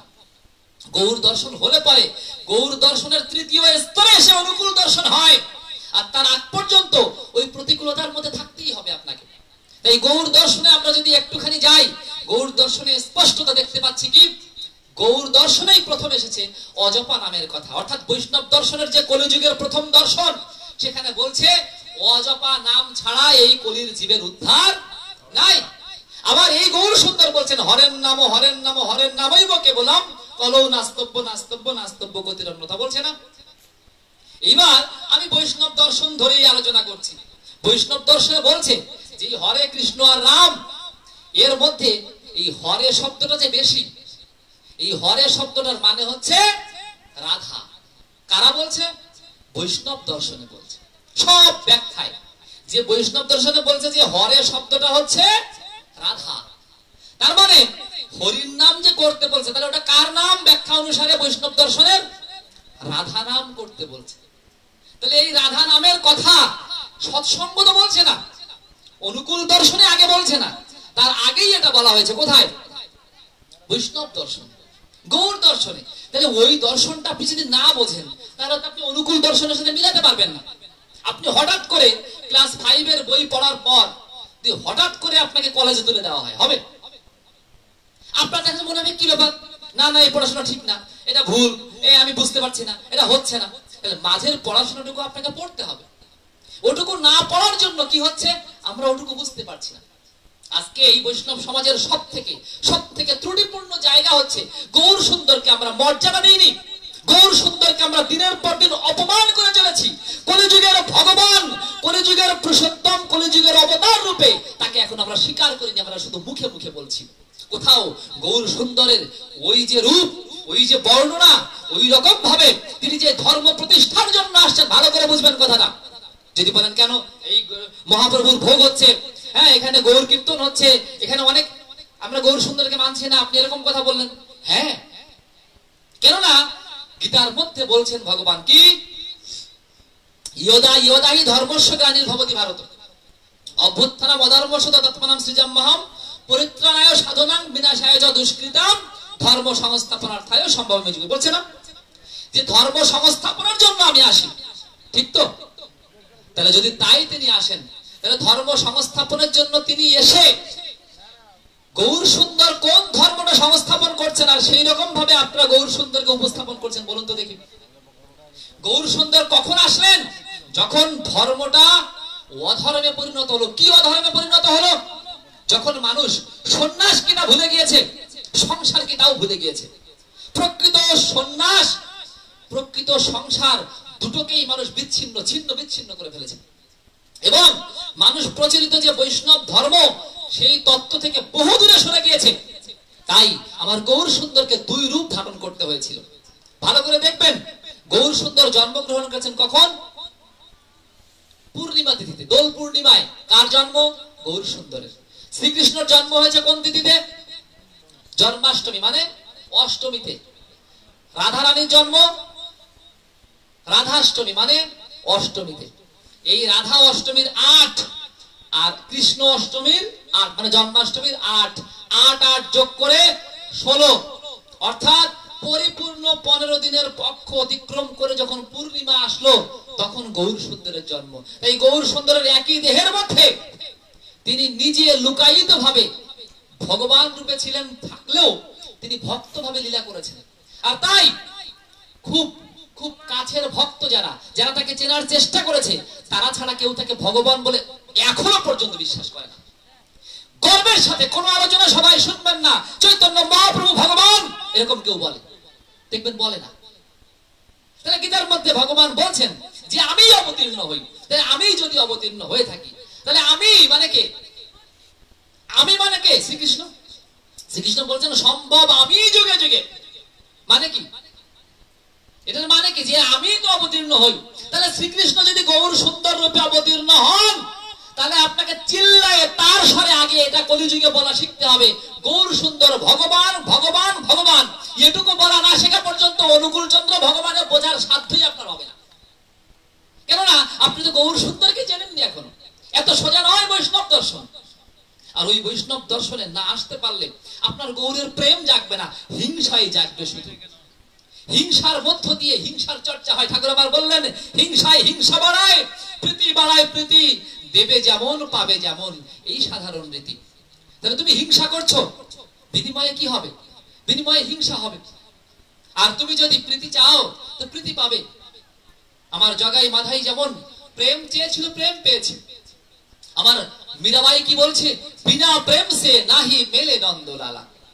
তাই ঠাকুর অনুকূল চন্দ্র কি, অনুকূল দর্শন কি বলছে তা বুঝতে হলে তো অনুকূল দর্শন একটু জানতে হবে, পড়তে হবে। একটুখানি যদি আমি শুধু বলি যে কি করে বৈষ্ণব দর্শনকে অনুকূল দর্শন সাপোর্ট করছে, শুধু সেই জায়গাটা, শুধু গীতা, এক গীতা শ্রীমদ ভগবত গীতার বাণী ধরে ধরে যদি বলা হয় তো প্রচলিত বৈষ্ণব ধর্মে গীতাকে অমান্য করা হচ্ছে। মানে কি? মান্য করা হয় না, এ কেমন কথা? অমান্য করা হয় আর মান্য করা হয় না এক কথা? হ্যাঁ, ঠাকুর বলছেন যে সত্যের পক্ষে নয় সে মিথ্যার পক্ষে দাঁড়িয়ে। পৃথিবীতে নিউট্রাল হওয়া যায় না কখনো। পৃথিবীতে একমাত্র পাগল ছাড়া কেউ নিউট্রাল না। মানে আপনি কোনো না কোনো পক্ষে আছেন। আপনার একটা জায়গায় অন্যায় হচ্ছে, আপনি দাঁড়িয়ে দাঁড়িয়ে দেখছেন, কিছু বলছেন না, তার মানে যে অন্যায় করছে আপনি তাকে কি করছেন? সমর্থন করছেন। তাই কিন্তু বলছে অন্যায় যে করে আর অন্যায় যে সহে এই দুজন সমান কি? সমান অপরাধী। তার মানে আপনি গৌর সুন্দরকে চিল্লায় ভগবান বলতে পারছেন না, আপনি গৌর দর্শনটা বোঝেননি, আপনি গীতাটা ঠিক মতো মানছেন না, মানে পড়ে যাচ্ছেন কিন্তু যা বলা তা পালন করছেন না। তার মানে আপনি অমান্য করে চলেছেন দিনের পর দিন গীতাকে। আপনি প্রতিদিন পড়ছেন সদা সত্য কথা বলিবে, মাতা পিতাকে ভক্তি করিবে, মন্দির প্রতিষ্ঠা করিবে, সকাল সন্ধ্যা বলছেন, কিন্তু আপনি করলেন না। একজন মুসলমান যদি বলে 5 ওয়াক্ত নামাজ পড়িবে, 5 ওয়াক্ত নামাজ পড়িবে, দিনের মধ্যে 5 বার বললে নামাজ পড়া হয়ে যাবে নাকি তাকে নামাজটা পড়তে হবে? কোনটা? নামাজ পড়লো না, বলছেন হ্যাঁ নামাজ পড়তে হবে, নামাজ পড়তে বললেই হয়ে যাবে। তা আপনি গীতা পাঠ করছেন, বলছেন হ্যাঁ এরকম করে চলতে হবে, এরকম করে চলতে হবে, তো চললেন না, তা চলা হয়ে যাবে? দর্শন তো এটা না। দর্শন মানে দেখা না, এই দর্শন মানে উপলব্ধি, উপলব্ধ যে জ্ঞান আপনার চরিত্রকে পরিবর্তন করে দেবে। মানে আপনার ভিতরকার যে ব্রহ্ম, ওই যে বলছিলাম বৈষ্ণব দর্শন মানে ব্রহ্ম দর্শন, যে এই বিষ্ণু যে সবাইকে পরিপালন করছে তা সবার মধ্যে আপনিও একজন। আপনার মধ্যে যে বিষ্ণুটা আছে সেই বিষ্ণুটাকে যদি আপনি জাগাতে না পারেন, আপনি যতই মুখে বৈষ্ণব বৈষ্ণব বলেন, আমি যতই মুখে সৎসঙ্গী সৎসঙ্গী বলি, লাভ নেই। আমার ভিতরে ওই সত্তাটাকে জাগিয়ে তোলা দরকার। আর তাই জাগিয়ে তোলার ক্ষেত্রে কি বলছি, যে গীতার মধ্যে যে কথাগুলো বলছে সে কথাগুলো না মানা পর্যন্ত একজন বৈষ্ণব হতে পারবে? গীতার মধ্যে যে বৈষ্ণব, তাহলে গীতার সে সবগুলো মানবে, এটাই তো হওয়া উচিত। একজন বলছে আমি সৎসঙ্গী, তা আমি প্রার্থনা করি না, তা আমি ইষ্টবিধি করি না, তা বলছে আমি ওই যাজন টাজন করি না, তা করেনটা কি? একজন ইষ্টবিধি করে না, যজন যাজন করে না, প্রার্থনা করে না, তাকে সৎসঙ্গী বলা যাবে? দীক্ষা নিলেই সৎসঙ্গী হলো না, দীক্ষা নিলেই সৎসঙ্গী হওয়া যায় না। ঠিক ওই রকম আমি কৃষ্ণ নাম নিলাম, আমি রাম নাম নিলাম, বা আমি গৌর নাম নিলাম, যদিও গৌর নাম বলে কিছু নাই, নিলেই আমি বৈষ্ণব হয়ে গেলাম না। ওটাকে আমার নিজের জীবনে ধারণ করে গীতাটার দর্শনটা মানতে হবে। বৈষ্ণব দর্শন মানে গীতার দর্শন। শ্রীমদ্ ভগবত গীতার বাইরে বৈষ্ণব দর্শন বলে কিছু নাই। গীতার মঙ্গলাচরণের মধ্যে স্পষ্টত বলা যে সব উপনিষদ ঘেটে সমগ্র উপনিষদকে সারবস্তু করে গীতা তৈরি করা হয়েছে। গীতা এমন একটা জ্ঞান যার মধ্যে সমগ্র উপনিষদ বেদের জ্ঞানের মধ্যে রয়েছে। বেদ টেদ তো গোল্লায় গেল, দেখি নাই, চোখে দেখি নাই, উপনিষদ পড়ি নাই, গীতাটাও পড়ে কোনো লাভ হচ্ছে না। কেননা গীতার বাণী মানছি না। দেখেন, এক গীতার প্রথম অধ্যায় যদি বলি, অনেকেই বলে থাকে যে আপনারা এই সৎসঙ্গে এসে দেখি, এর মধ্যে সুকারুদের একটা প্রশ্নের সমাধান দিয়ে দিই। হ্যাঁ, সুকারুদের তো না, মানে এখানকার এই সমাজের, যে আপনাদের সৎসঙ্গীদের মধ্যে দেখি শুধু এই বিয়ে খাওয়া, হ্যাঁ, এই সমস্ত বর্ণ, বর্ণাশ্রম, এই সব নিয়ে কথা বলে। এই নিয়ে তো এত কথা কোথাও নাই, গীতার মধ্যে তো এটা এত বেশি মানতে বলে নাই। অথচ গীতার মধ্যে কিন্তু এর মূল, গীতার মধ্যে স্পষ্টত ভগবান বলছেন চতুর্বর্ণ ময়া সৃষ্টং গুণ ও কর্ম বিভাগস, যেটা আমি সৃষ্টি করেছি। কে সৃষ্টি করেছে? ভগবান বলছেন আমি সৃষ্টি করেছি, ময়া সৃষ্টং। তাহলে যেটা ভগবান সৃষ্টি করেছেন সেটা আপনি উল্টাতে পারবেন, আর উল্টানোর পরে আপনি বলবেন আপনি বৈষ্ণব? তা হয়? উল্টাচ্ছেন, প্রতি মুহূর্তে উল্টে যাচ্ছে। উল্টে যাচ্ছে মানে আপনি ইচ্ছা মতো আপনার পৈতৃক প্রদত্ত টাইটেল পরিবর্তন করে দিচ্ছেন। না, ওটা আপনি পরিবর্তন করতে পারেন না। কেননা ওটা যুগ যুগ ধরে ওই রকম ভাবে চলে এসেছে ভগবানের সময় থেকে। ভগবানের সময় থেকে কেন বললাম? মানে জগৎ তিনি যখন সৃষ্টি করেছেন তখন থেকে। কেন এই কথা বলা হচ্ছে? এই যে জেনেটিক্স, এই জেনেটিক্সের বাইরে বিজ্ঞানও চলে না। ঠাকুর একটু সহজ করে বললেন, দেখো বাবা, আম দেখেছো, এখন তো আমের সিজন। কিছু আম এরকম সাইজের হয় না? এরকম সাইজের আম আমরা সাধারণত কি বলি, এই সাইজের কি কি আম হয়? এই সাইজের ফজলি হয় না, ফজলি আরো বড়, ল্যাংড়া হয়, হ্যাঁ, বাড়িফোর হয়। এইরকম যদি হয় ফজলি, নাক ফজলি, কি একটা নাম। আর যদি এনা হয় গুটি আম, রূপালী আম, রূপালী কত। আচ্ছা, আম একই না? একই আম যতই হোক, কোনদিন আম্রপালি মানে রূপালী আম আর ফজলি আম এক হবে? আম না, আমি তো খালিই হয়। একজন, আপনি পিটান খাওয়া কথা এগুলো কেন জানেন? আপনি এক জায়গায় দোকানে গেলেন, বলেন কি দাদা আমার জন্য 5 কেজি রূপালী আম রেখে দেন, আম্রপালি আম 5 কেজি আমি কিনবো। গেলেন, গিয়ে বললো কি দাদা রূপালী আম তো শেষ, তা ফজলি আমি তো নেন না, কি হবে? এগুলো তো বললে হয়? আপনি কিনবেন রূপালী আম বা আপনি কিনবেন ল্যাংড়া আম, যদি বলে আমি তো, তাহলে হবে? কেন হবে না? আমি যদি হয় বলে, এখন সে ব্যাখ্যা করা শুরু করলো, দাদা দেখেন রূপালী আমের যে গুণ ফজলি আমের একই গুণ, এতে যে পুষ্টি আছে এতেও সেই। যত ব্যাখ্যা আপনি দেন, কোনদিন রূপালীকে ফজলি বানানো যাবে? সম্ভব? তাহলে এই সায়েন্সটাকে যে অবজ্ঞা করে সে তো এই পৃথিবীর জন্য জন্মায়নি। তার মাথার বুদ্ধি এখনো পর্যন্ত এই উন্নত পৃথিবীর জন্য নয়। কেননা ওর বৈশিষ্ট্য আলাদা, আর কিছু না। আর এই বৈশিষ্ট্যের জায়গায় ফেলে ঠাকুর বলছেন এই বৈশিষ্ট্যকে নষ্ট করো না। তিনি এসে একই সাথে যেমন অধিকার দিচ্ছেন, সমগ্র বর্ণে ধর্মের অধিকার, যেটা কে দিয়েছিলেন? ব্রহ্মের অধিকার, পরব্রহ্মের সাধনা করার অধিকার সবার আছে। তাই অন্যান্য জায়গায় যখন বাধা দেওয়া হচ্ছে দীক্ষায়, সৎসঙ্গে কোনো বাধা নেই। প্রত্যেকটা জায়গায় দেখবেন বাধা। এই দীক্ষা নীতিকে বলছে না এ সমস্যা, বয়স কম, এই হয়নি, বিয়ে হয়নি, কত রকমের। সৎসঙ্গে বলছে বাবা 5 হয়েছে মানে দীক্ষা। একই কথা সব জায়গায়। খ্রিস্ট ধর্মে বলছে 5 বছর হয়ে যাওয়ার সাথে সাথেই কথা ফুটলেই সাক্রামেন্ট দীক্ষা স্নান নিতে হয়। বৌদ্ধ ধর্মে একই কথা বলছে। ইসলামে তো ছোট্টবেলা থেকেই পাঠিয়ে দেয় কোথায়? বক্তব্যে। সব জায়গায় বয়স ছোট, খালি আপনার ক্ষেত্রেই বয়সটা বড় হয়ে গেল না। শাস্ত্র নাই, জ্ঞান নাই, কোনো ইয়া নাই, আপনি বৈষ্ণব মানুষ, অথচ আপনি জানেন না যে ভক্ত ধ্রুব প্রহ্লাদ কত বছরে দীক্ষা পেয়েছিল, কত বছরে দীক্ষা নিতে হয়, বৈষ্ণব শাস্ত্র কি বলছে তা জানেন না। তাহলে না জেনেই আপনি বলছেন সৎসঙ্গে ছোটবেলায় দীক্ষা দিচ্ছে, বোঝে না, জানে না। আরে বাবা, আগে পড়েন না, একটু পড়ে দেখেন না। হ্যাঁ, শাস্ত্রে স্পষ্ট বলছে যে কাউকে জোর দিয়ে দীক্ষা, কাউকে জোর করে দীক্ষা দিতে নেই, দেখেন সত্য। কিন্তু আবার শাস্ত্রে এটাও বলছে শুধু ওইটুকু পড়ে বসে থাকলে হবে না। শাস্ত্রে এটাও বলছে প্রয়োজনে মা বাবা সন্তানের ক্ষেত্রে, সন্তানের মঙ্গলের জন্য জোর করেও তার ক্ষেত্রে কাজ করে। একটা ছেলে স্কুলে যেতে চায় না, যাবেই না স্কুলে, আচ্ছা মা বাবা জোর করে পাঠায় না? পাঠায় না? হ্যাঁ, একটা ছেলে আলসে ঘরে বসে আছে, মা বাবা তাকে জোর করে কাজে দেয় কি দেয় না? শেষ পর্যন্ত যখন কাজ কাম না করে বলে বিয়ে দাও, তাহলে নিশ্চয়ই বইয়ের ঠেলায় কাজ করবে। দেখেন, মানে বুদ্ধি করে হলেও তাকে কাজে লাগানো। তাই বলছে যে যে দীক্ষা নিতে চায় না তাকে বুদ্ধি করে হলেও দীক্ষা নেওয়ানো উচিত। কেন? ওতে দীক্ষা নিলে কি হবে? ওর মঙ্গল হবে। তাই এই মঙ্গলার্থে মানুষকে দীক্ষা দেওয়ার কথা শাস্ত্রেই বলা। স্পষ্ট মহাভারতের মধ্যে বলছে সর্বশ্রেষ্ঠ দান ধর্মদান। তুমি তোমার খেয়ে না খেয়ে ধর্মদান করো, যে জগৎকে রক্ষা করতে চাও। মানুষের মধ্যে হাজার টাকা পয়সা হোক, মানুষের হাজার বাড়ি গাড়ি হোক, মানুষের হাজার শিক্ষা ডিগ্রি হোক, যদি তার মধ্যে ধর্ম না থাকে তবে সে অমানুষ হয়ে উঠবে। একজনের অনেক টাকা থাকতে পারে, যদি তার মধ্যে ধর্মবোধ না থাকে, কোনটা ভালো কোনটা মন্দ এইটুকু বোধ, কোনটা করব কোনটা করব না, কোনটা ন্যায় কোনটা অন্যায়, এবং নিজের ভিতর থেকে নিজের চৈতন্য থেকে যদি এটা না জাগে, তবে ওই টাকা জগতের মঙ্গল করবে না, কি করবে? অমঙ্গল করবে। একজন অনেক বড় শিক্ষিত, ধরেন একটা চোর, তার ওই চুরির বৈশিষ্ট্য যদি আপনি ত্যাগ না করাতে পারেন, তাকে যদি ধর্মভাবে ভাবিত করে তাকে চোর থেকে ভালো না করতে পারেন, এই বৈশিষ্ট্য চেঞ্জ না করে ওই চোর যদি দেখা গেল ও শিক্ষিত না, ও লেখাপড়াটা শিখলো না, তাহলে ওই চোরের দ্বারা কতটুকু ক্ষতি হতে পারে? সর্বোচ্চ একজনের ঘড়ি চুরি করবে, সর্বোচ্চ একজনের একটা মানি ব্যাগ চুরি করবে, সর্বোচ্চ একটা মোবাইল চুরি করবে।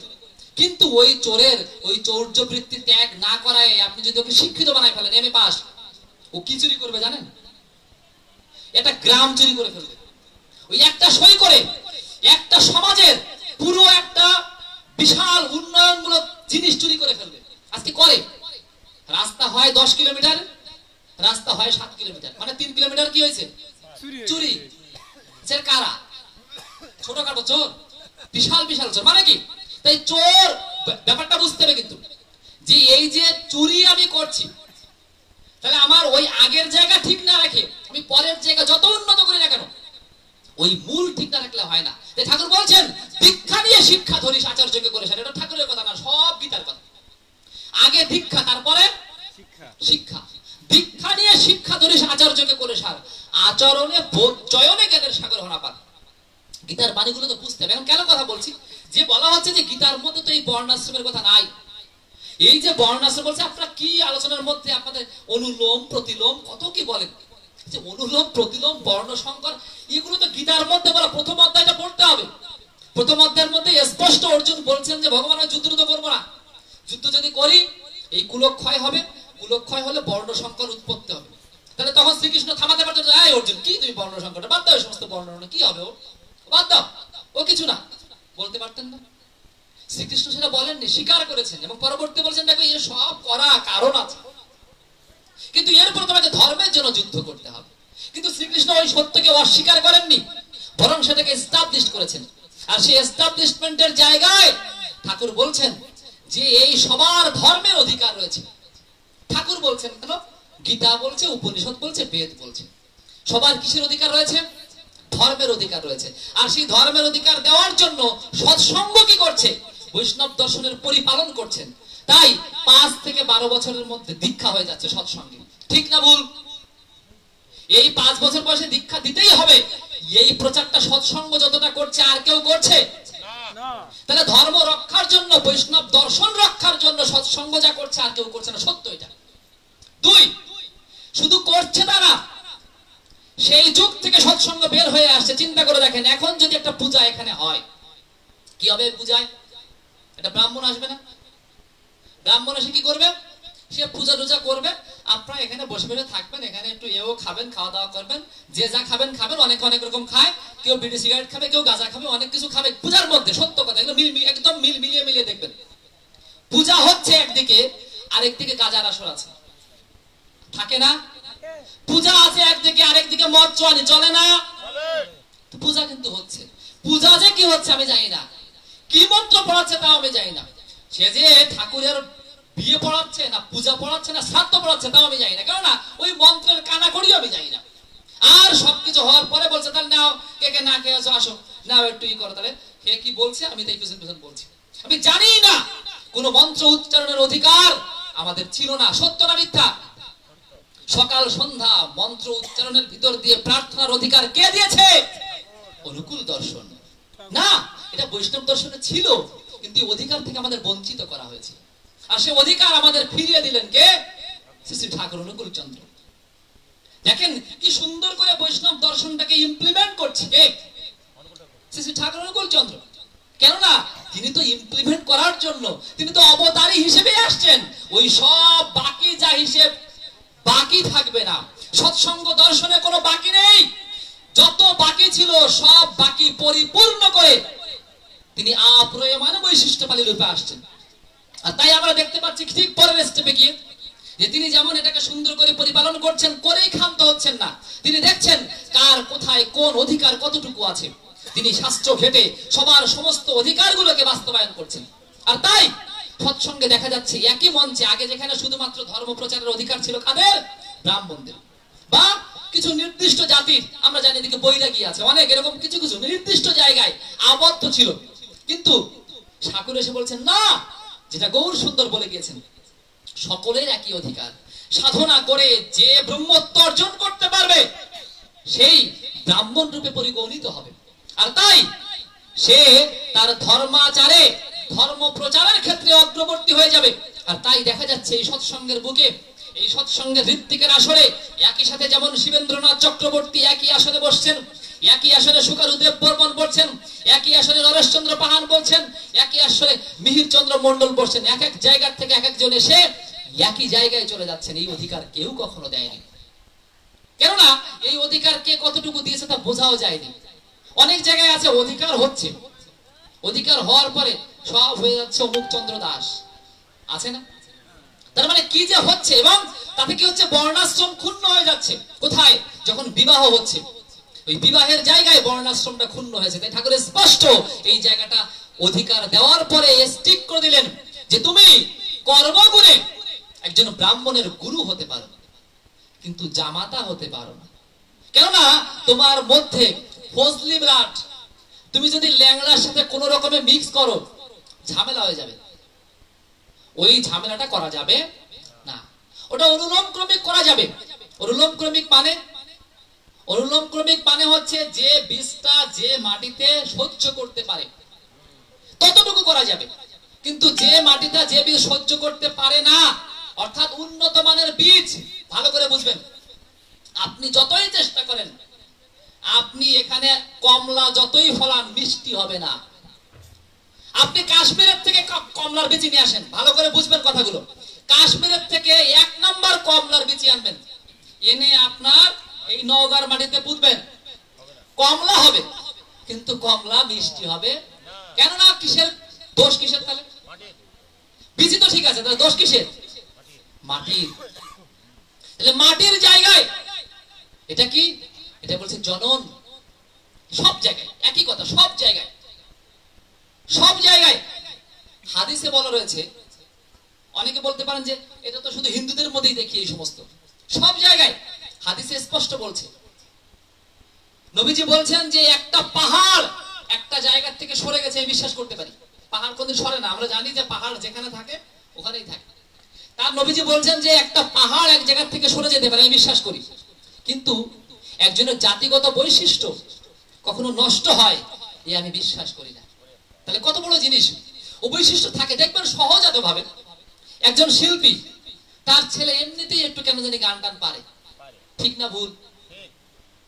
গান সে যদি শেখে ভালো করতে পারে, যদি সে গান নাও শেখে গুন গুন গুন, তার মধ্যে একটা গানের ভাব, সে গান গাচ্ছে তাও কাটে না, দেখবেন কেননা আছে কিছু না কিছু।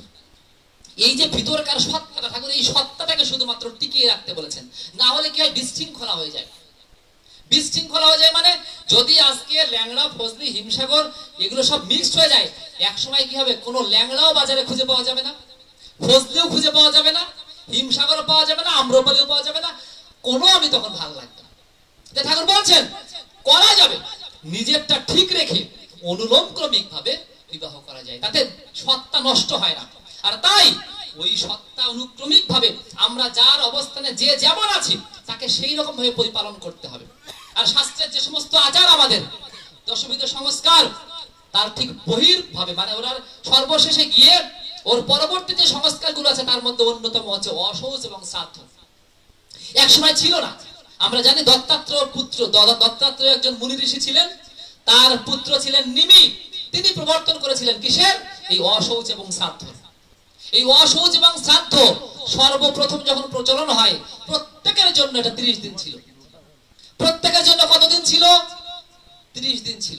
কেননা ওই একটা মাস তাকে তার এই শোকের ভিতর দিয়ে একটা নির্দিষ্ট ক্রমিক ভাবে পিতৃপুরুষের জন্য, অর্থাৎ যিনি মারা গিয়েছেন তার জন্য তার কৃতকর্ম যেমন শেষ হতো, তার আত্মতৃপ্তির ব্যাপার ছিল, তার শোক বা দুঃখ নাশের ব্যাপার ছিল, এবং সবকিছু মিলিয়ে এই বিধানটা দেওয়া হয়েছিল।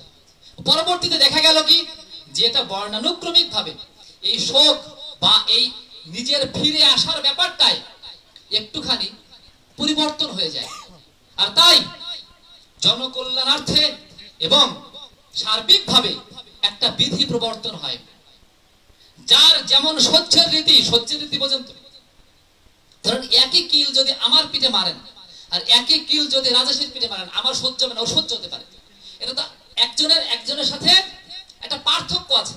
আর সেই পার্থক্যের জায়গায় দাঁড়িয়ে জগতের কল্যাণে যারা যত বেশি ব্যাপৃত ছিল, যারা বেশি জনসমষ্টিতে বেশি সমাগম ছিল, যাদের নিজের কাজের থেকে অন্যের কাজের গুরুত্ব বেশি ছিল, তাদের ক্ষেত্রে এই জায়গাটা একটা নির্দিষ্ট ক্রম করা হয়। আর সেই ক্রমানুসারে বলা হলো কি, যারা উপনয়নধারী না, মানে যাদের পৈতে নাই, এখানে আবার ঠাকুরের কথা চলে আসে। ঠাকুর আসার আগে ব্রাহ্মণ ছাড়া কারো পৈতে ছিল না, ঠাকুর এসে সবার পৈতে বিধান দিয়েছে। এটা কেউ দেননি কখনো, অথচ শাস্ত্রে ছিল। আবার এখন যারা পৈতের বিধান দেয়, আমি উত্তরবঙ্গে বহু জায়গায় দেখেছি, সব সাদা পৈতে দেয় না। আপনার সাদা পৈতের অধিকার নেই, একদম স্পষ্ট মনুসংহিতায় বলা। আপনার যেটা আছে সেটা আপনি নেবেন, মানে আপনি ল্যাংড়ার পৈতে নেন, ফজলের পৈতে নেন। এখন আপনি কথার কথা, আমি এখানে আসলাম সাদা পৈতে নেই, মানুষ আমাকে কি মনে করবে? ব্রাহ্মণ। এটা ভুল না? আমি আমার পরিচয়টা গোপন করলাম না, আমি চুরি করলাম না, আমি আমার পিতৃপুরুষকে অবজ্ঞাও করলাম।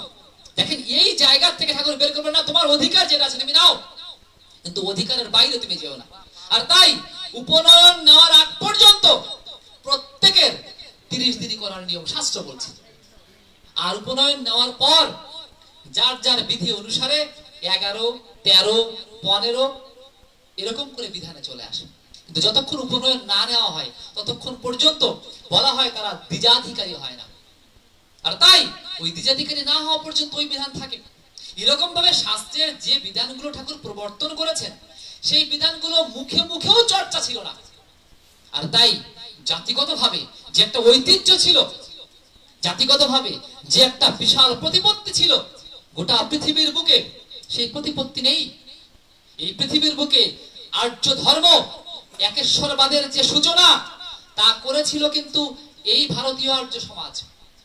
অর্থাৎ এখনকার যে কাশ্মীর, এখনকার যে তুর্কমেনিস্তান, এখনকার যে ইউরেশিয়া অঞ্চল, তুরস্কের মানে দক্ষিণ সাইড দিয়ে এবং ইন্ডিয়ার উত্তর সাইড দিয়ে পাকিস্তান, আফগানিস্তান, এই যে একটা বলয়, এই বলয় থেকে একটা তত্ত্ব শুরু হয়েছিল, ওই হচ্ছে বৈষ্ণব তত্ত্বের গোড়া। আর এই তত্ত্বের মধ্যে এই পৃথিবীর ব্যাপী যে ব্রহ্মবাদ ব্যাপ্ত করা, এই ব্রহ্মবাদ ব্যাপ্ত করার অধিকার সবাইকে আস্তে আস্তে কি করে সুন্দর করে ব্রহ্মমুখী করা যায়, বিষ্ণুমুখী করা যায়, কৃষ্ণমুখী করা যায়, সেই তত্ত্বটা শুরু হয়েছিল তখন থেকে। এইবার বলেন ওই তত্ত্বের দিকে যখন একইভাবে আমরা যাচ্ছি, তখন আমরা বলছি কি রাম, কৃষ্ণ, বুদ্ধ, যিশু, মোহাম্মদ রূপায়িত। তাও আবার কেমন ব্যাপার রে বাবা? মানে সবাইকে এক করে নিয়ে, সবাইকে সমানভাবে শ্রদ্ধা করে, সবাইকে ভালোবেসে বর্তমানকে অনুসরণ করা, এটা বৈষ্ণবীয় রীতি। তাই বৈষ্ণবীয় রীতিতে আপনারাও দেখেন কি কাজ করছেন, কি করছেন আপনারা? শ্রীকৃষ্ণ শ্রীকৃষ্ণ করছেন বটে, কিন্তু আবার মহাপ্রভুর ভোগ দিচ্ছেন। মানে কি? বর্তমানকে স্বীকার করছেন। শুধু পার্থক্য এটুকুই যে ওই বর্তমান যে আবার নতুন করে এসেছে সেটুকু বুঝতে পারছেন না, আর সেটুকু না বোঝার দরুন এই বিদার মধ্যে যা বলা তা পালন করতে পারছেন না। যদি আমরা ঠিক পরের স্টেপে যাই, আমরা দেখছি অনেকে বলছে কি আপনারা সবকিছু করেন, তো ইষ্টভৃতি কি করে বৈষ্ণব দর্শনে আছে? ইষ্টভৃতির দর্শন বহু পুরনো, বৈষ্ণব দর্শন না, বহু পুরনো। শ্রীকৃষ্ণ এটা প্রবর্তন করলেন, আর ঠাকুর এটাকে আবার নতুন করে চালু করলেন, হারিয়ে গিয়েছিল। তাই নিবেদন না করে আপনাকে খাওয়া যাবে না যদি আপনি দীক্ষিত হন, একদম স্পষ্ট। এটা বৈষ্ণব শাস্ত্রেও বলা, যে বৈষ্ণব শাস্ত্রে দীক্ষিত হওয়ার পর যদি বলে তাহলে এত মালা জপলেই হয়ে যায়, ইষ্টভৃতি করে না, করে। কারা করে? নিবেদন কারা করে? বৈষ্ণব শাস্ত্রে দীক্ষিত হওয়ার পর নিবেদনের নিয়ম আছে। দীক্ষা যদি পায়, এখন দীক্ষা যদি পায়, কেমন কথা বললেন? হ্যাঁ, যারা কুলগুরুর দীক্ষায় দীক্ষিত হয় তাদের নিবেদনের অধিকার হয় না, কারণ কুলগুরুর দীক্ষা দীক্ষা নয়, বৈষ্ণব শাস্ত্র বলছে, ভাগবত। কিন্তু যারা সদ্গুরুর আশ্রয়ে একটা পরম্পরা ধারণ করে, অর্থাৎ ধরেন ইসকনে যদি কেউ দীক্ষা পায়, দেখবেন সেখানে নিবেদনের ব্যাপার আছে। দীক্ষা পেয়ে নিবেদন না করে খেতে পারে না, তার মানে নিবেদন করে খেতে হয়। এ কথা সর্বশাস্ত্রে বলছে। কোন শাস্ত্রগুলো? বৈষ্ণব শাস্ত্রগুলো। এখন যদি বলেন এটা কেমন কথা হলো, নিবেদন করে খাওয়া মানে তো খাওয়ার আগে রান্না টান্না করে নিবেদন করা। আপনারা তো সেই নিবেদন করেন না, আপনারা তো করছেন সকালবেলা একটু চাল একটা টাকা দিয়ে নিবেদন করছেন। ওটা কেন হলো? আমরা তো নিবেদন মানে কি, রান্না টান্না করবো, ভগবানের নিবেদন করবো, তারপর আমরা খাবো। না দাদা, ওটা নিবেদন নয়। আপনি সবকিছু ব্যবস্থা করে ঈশ্বরের নামে খাবেন, কিন্তু আপনি যা খাবেন তা নিবেদন করতে পারবেন না। কেমন কথা? কারণ আপনি যা খান ভগবান তা সব নেন না। স্পষ্টত ওই কোরআন শরীফে যেমন বলা আছে না যে ওই রক্ত মাংস পৌঁছায় না, ঠিক ওই রকম গীতার মধ্যেও কি বলা জানেন? গীতার মধ্যে স্পষ্ট বলা, পত্রং পুষ্পং ফুলং ফলং। কি বলা? পত্র মানে পাতা, ফুল, ফল আর জল। বলছে এই আমি নিবেদন করলে নিয়ে, আমি আর কিছু নিই না। তাহলে গীতার মধ্যে স্পষ্ট বলছে যে আপনি তাকে কি কি নিবেদন করলে সে নেবে? পাতা, ফুল, ফল আর জল। এইবার আপনি ভাত নিবেদন করলে নেবে না? কেমন ব্যাপার কত? তাহলে নিবেদন করবো না? হ্যাঁ করবো। আমরাও অন্ন নিবেদন করি। আমাদের নিবেদন করার কথা বুঝছি, আমরা মনে করি পরম দয়াল আমার পরিবারের একজন, আমার তিনি সেই একজন যিনি না খেলে আমার পরিবারের কেউ খেতে পারে না। তাই সকালবেলায় তার জন্য একটা ভুজ্জি নিবেদন করার কথা, কিন্তু আমরা তো গরিব মানুষ, আমাদের সবার জন্য অনেক অনেক দেওয়ার থাকে, কিন্তু আমরা ভগবানের দিই খুব কম। তাই আমরা ভগবানের ওই এক থালা চাল আর দিতে পারি না। আমি নিজে কিন্তু খাবো আধা কেজি চাল, দিনে আধা কেজির কম খুব কম মানুষই খায়, বেশি খায়। নিজে আধা কেজি চাল খেলে ওই ভগবানের নামে প্রতিদিন আধা কেজি চাল আমি দিতে পারবো না। তাই করে কি, আচ্ছা তাই আধা কেজি না দিয়ে 100 গ্রাম দিই, আচ্ছা তাই 1 মুঠ দাও। শহরে দাদা কই চাল দেবো না, আচ্ছা ঠিক আছে চালের বাবদ একটা টাকা রাখো। এটা প্রত্যেকেই ইষ্টভৃতি। কিন্তু ইষ্টভৃতি মানে কি? একটা ভুজ্জি নিবেদন করা। তার মানে ভুজ্জি নিবেদন করে তারপর আমি আমার সকলের ভুজ্জি খাচ্ছি। এই নিবেদনটা কখন? বলছে সর্ব কার্যের শুরুতে আগে গুরুকে নিবেদন করতে হয়। তাহলে সৎসঙ্গীরা ইষ্টভৃতি কখন করে? সব কাজের শেষে। এখন আপনি সকালে ঘুম থেকে উঠলেন, উঠে এ কাজ করলেন ও কাজ করলেন, করে টোরে শেষে ওই রান্না টান্না করে 11টার সময় আপনি ভোগ নিবেদন করছেন না। সকলের শুরুর কাজ কোনটা? আগে নিবেদন। তাহলে আপনি নিবেদন দেখেন, তাহলে সৎসঙ্গীরা সকালে নিবেদন করে। এইবার কেন এটা সার্বজনীন নিবেদন? দীক্ষা যখন সবাই নিচ্ছে, সবাই কি একই জিনিস খায়? দীক্ষা নিয়ে কি সবাই সস্তনী হয়ে যাচ্ছে? সবাই ঋত্বিক হয়ে যাচ্ছে না। এবং ঋত্বিক হওয়ার পরেও পরিপূর্ণ, ভালো করে শুনবেন, পরিপূর্ণ আধ্যাত্মিক সদাচার না হওয়া পর্যন্ত পক্কান্ন নিবেদন করা শাস্ত্রে নিষেধ। আধ্যাত্মিক সদাচার মানে কি? এটা গল্প মনে পড়ে গেল। মণিমণ্ডপের সময় ওনার একজন শিষ্য ছিল, নামটা ঠিকই আসছে না, কাঠিয়া বাবা। কাঠিয়া বাবার একজন শিষ্য ছিলেন, উনি একজন সিদ্ধ পুরুষ ছিলেন।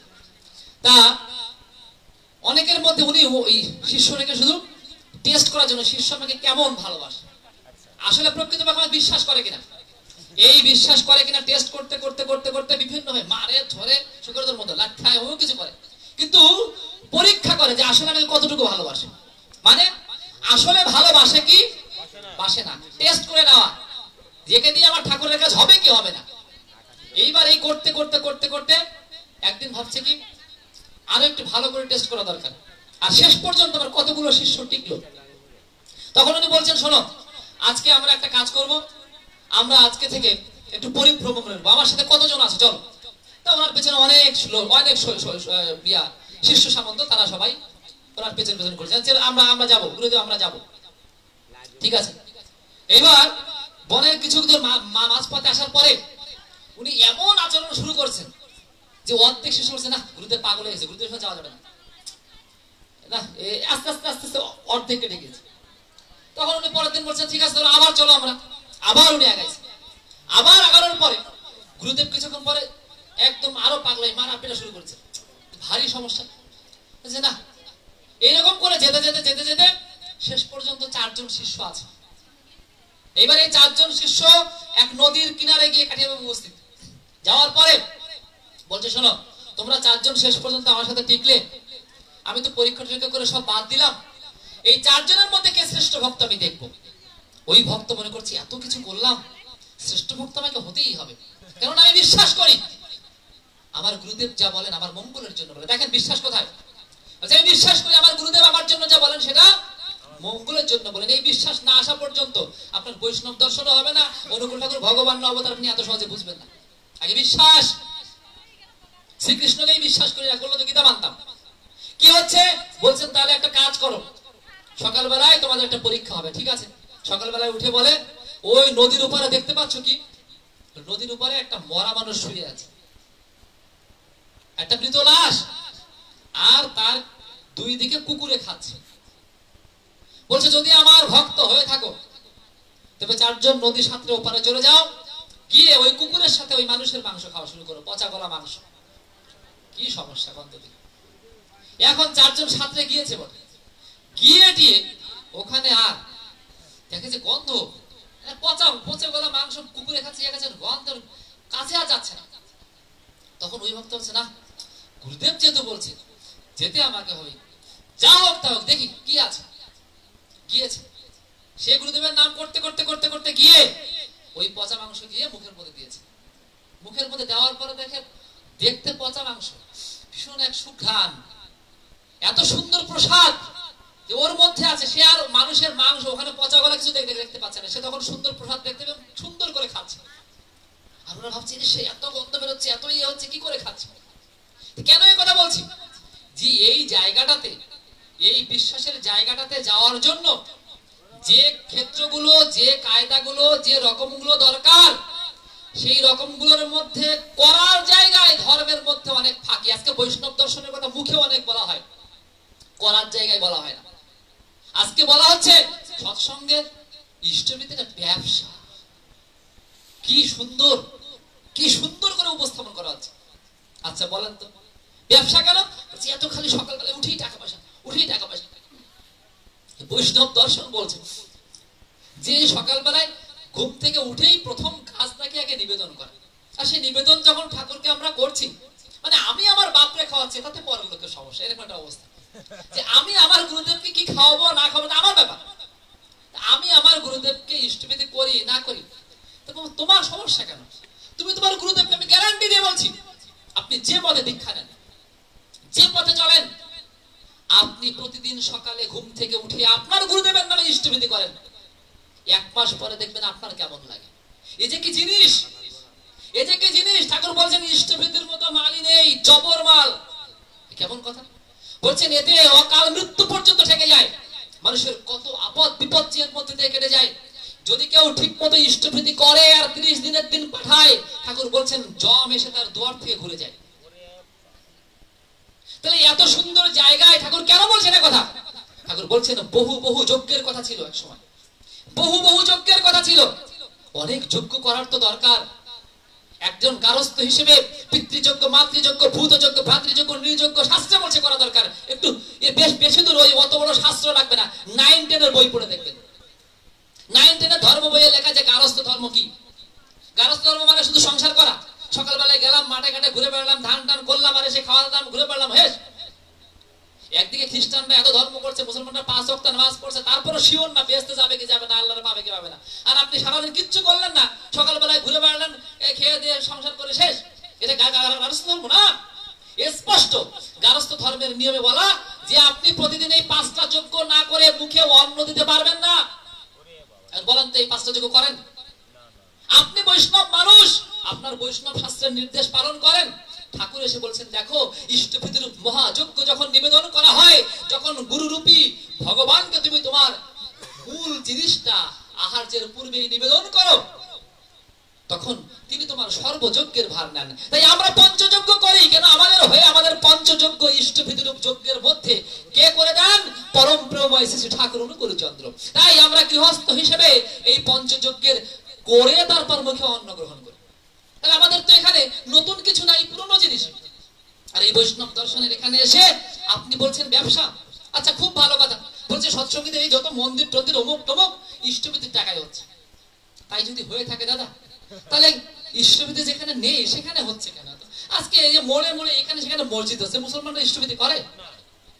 তা মসজিদ গুলো যে হচ্ছে, আজকে যে হরি মন্দির হচ্ছে, এই যে অযোধ্যা রাম মন্দির হলো, এই যে এত কিছু হচ্ছে, এরা কি সব ইষ্টভীতি করে? টাকাগুলো কোত্থেকে আসবে? সরকার দিচ্ছে? কোন মসজিদে সরকার টাকা দেয়? মুসলমানরা নামাজ পড়ে 1 টাকা 2 টাকা দিতেই থাকে। দান বাক্স আছে দেখবেন, যাচ্ছে 1 টাকা দিচ্ছে, আসছে 1 টাকা দিচ্ছে। মানে এই যে ক্ষুদ্র ক্ষুদ্র দান, প্রতিদিনের নিত্য দান করতে করতে করতে করতে ক্ষুদ্র ক্ষুদ্র বালুকণা বিন্দু বিন্দু জল গড়ে তোলে মহাদেশ সাগরতল। ঠাকুর এসে করলেন কিছু, বলছেন দেখো বাবা, ইচ্ছা মতো খাওয়া ঠিক না, একটু নিয়ম মাফিক খাওয়া ভালো। মানে আপনি ইচ্ছা মতো আজকে 3 বেলা খেলেন, কালকে খেলেন না, কালকে 2 বেলা খেলেন, পরের দিন উপোস থাকলেন, এ ভালো না। বরং প্রতিদিন একটা নিয়ম মাফিক খাওয়াটা ভালো না খারাপ? ভালো। তাই প্রতিদিন তুমি নিবেদন যেহেতু করবা তোমার প্রভুকে, ঈশ্বরের নামে তুমি নিবেদন যেহেতু করো, তুমি নিয়ম করে প্রতিদিন নিবেদন করো।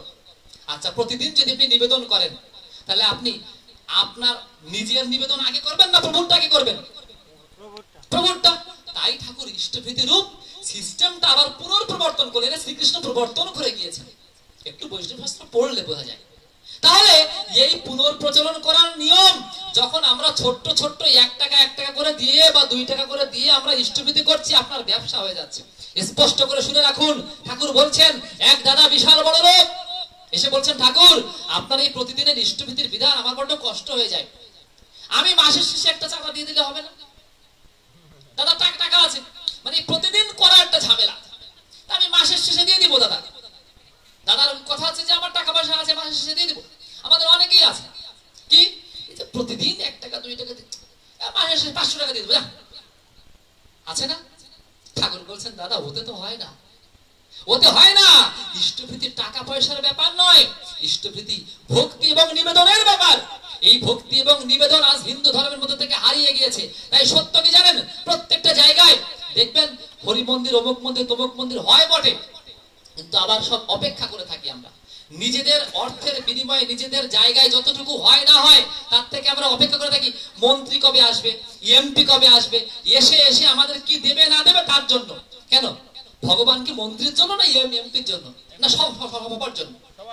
কিন্তু আমরা সেটা চিন্তা করি না। আবার দ্বিতীয়ত আমরা কি চিন্তা করছি, আমরা দেখছি কি যে ভগবান মন্ত্রী এমপির জন্য যেমন না, আবার ওই জায়গায় আমরা যেটুকু একটু দিচ্ছি, ধরেন আমার ঠাকুরদা মারা গিয়েছে, এখন আমি বললাম কি এই বরগ্রামে আসছি, জঙ্গলিপাড়ায় আসছি, এখানে আপনারা যা আছেন সৎসঙ্গের সংখ্যা বেড়ে গেছে, তাহলে একটা মন্দির করা দরকার। আচ্ছা, আমি আপনাদের মন্দিরে সিঁড়ির খরচ দিয়ে দিব, কিন্তু আপনারা একটু সিঁড়িতে একটা সুন্দর করে লিখে দেবেন কি, পিতামহ অমুকের উদ্দেশ্যে এত টাকা দান করলেন শ্রী মাধব দেব বর্মন। সব করি কিনা? আছে না মন্দিরে মন্দিরে? কোন মসজিদে দেখবেন এরকম আছে লেখা? দেখেন কোনটা বৈষ্ণব দর্শন? বৈষ্ণব দর্শনে আপনি ভগবানকে কয় টাকা দিচ্ছেন তার হিসাব দিচ্ছেন, আবার হ্যাঁ ভগবানের হিসাব, ভগবানের সাথে চুক্তি করতেছেন। এত তো সোজা বৈষ্ণব দর্শন। সৎসঙ্গের কোন মন্দিরে কেউ দেখাতে পারবেন এরকম আছে? কেননা সৎসঙ্গ সম অধিকার দেয়। সৎসঙ্গের টাকার অহংকার নেই। কে 5 লাখ টাকা দিল, কে 10 লাখ টাকা দিল, আর কে 2 টাকা দিল, এই অহংকার সৎসঙ্গের এই। প্রতিদিন সকালে ঘুম থেকে উঠে গোপনে আমি আমার ইষ্ট দেবতাকে কি দিতে আমি জানি, কারণ আমি তো দিই আমার ভক্তিকে। তাই সৎসঙ্গে কেউ 1 টাকা ইষ্টভীতি করে, কেউ 500 টাকাও প্রতিদিন ইষ্টভীতি করে, আমার জানা আছে। কিন্তু পার্থক্য কি জানেন? সৎসঙ্গের যে আনন্দ বাজার হয়, ভালো করে শুনে রাখবেন, বহু মন্দির বহু জায়গায় গিয়েছি, খেতে গেলে টাকা দেওয়া লাগে। সৎসঙ্গের আনন্দ বাজারে কোনদিন খেতে টাকা দেওয়া লাগে না। সৎসঙ্গের আনন্দ বাজারে বিনা পয়সায় খাবেন, এবং কোন খাবার খাবেন? যে খাবার ওই 500 টাকা যে দিচ্ছে সেও যে লাইনে বসবে, যে 2 টাকা দিচ্ছে সেও একই লাইনে বসবে। এই যে সবাইকে সমান করে ভক্তের কাতারে এনে এক করে দেওয়া, এজন্য ইষ্টভীতিটা টাকার অহংকারকে মেরে দেওয়ার জন্য আনা। এটা কি বলে প্রেম শিক্ষা। প্রেম যখন বিতরণ করে বলে কাজ হয় না, তখন গুরু জোর করে দেন। তাই ঠাকুর আমাদের এমন সিস্টেমে ফেলেছেন যে এই সিস্টেমে আমরা প্রেম বিতরণ করতে বাধ্য। তাই দেখা যায় বাস্তবিকতায় আপনি সৎসঙ্গী যদি এখনো পর্যন্ত না হয়ে থাকেন, আমি চ্যালেঞ্জ দিয়ে বলছি, একবার দীক্ষা নিয়ে দেখুন, একবার এই নাম জপে দেখুন, একবার ইষ্টভীতি প্রার্থনা করে দেখুন। আপনার যদি ওই বৈষ্ণব দর্শন আপনার মধ্যে না আসে, ওই যে আমার নরেশ দা বলে গিয়েছেন বিস্তারিত ব্যাখ্যা, যে গীতার মধ্যে যজন যাজন ইষ্টভীতি গীতার মধ্যে বলা, এই 3টা করতেই হবে। অর্জুনকে স্পষ্ট বলছেন মোক্ষ যোগে, এই যজ্ঞ দান তপস্যা 3টা না করে অর্জুন বলছেন তুমি সব ত্যাগ করলে ওই 3টা ত্যাগ করতে পারবা না। আর সেই যজন যাজন ইষ্টভীতি করছে কারা? সৎসঙ্গীরা। তাহলে এই বিভিন্ন ভাবে আমরা দেখতে পাচ্ছি যে নিয়মগুলো, ধ্যান উঠে গিয়েছে, ধ্যান করছে কারা? সৎসঙ্গীরা। দীক্ষার মধ্যে ধ্যানের শিক্ষা, মূল শিক্ষা যা গীতার মধ্যে বলছে, সেখানে হয় না। তাহলে মূল জায়গা থেকে যখন বিচ্ছিন্ন হয়ে যাচ্ছে, আপনি গীতা মানছেন না, আপনি কখনো বৈষ্ণব হতে পারেন না। আর গীতা যে মানছে তাকে আপনি কটাক্ষ করছেন, তাহলে আপনি বৈষ্ণব পাপ করছেন।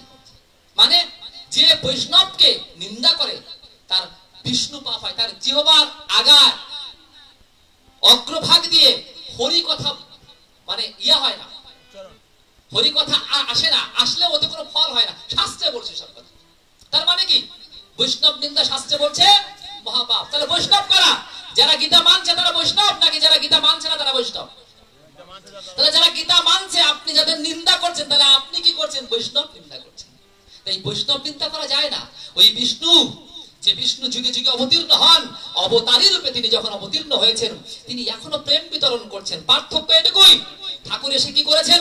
ঠাকুর বলেছেন উত্তম বৈদ্যের কাজ আমার। এই উত্তম বৈদ্য মানে ঠাকুর বলেছেন বৈদ্য 3 রকম। বৈদ্য মানে বোঝেন তো? হ্যাঁ, কবিরাজ। আগে যারা কবিরাজি করতে দেখতে বলা হতো বৈদ্য। হ্যাঁ, আমাদের জামিনী বৈদ্য না, হয়তো তাদেরও ছিল। হ্যাঁ, জামিনীদারও একসময় হয়তো ডাক্তার ছিল, বংশগত ভাবে ডাক্তার, হয়তো এই কারণেই বৈদ্য হয়েছে। কিন্তু সেটা বড় কথা না।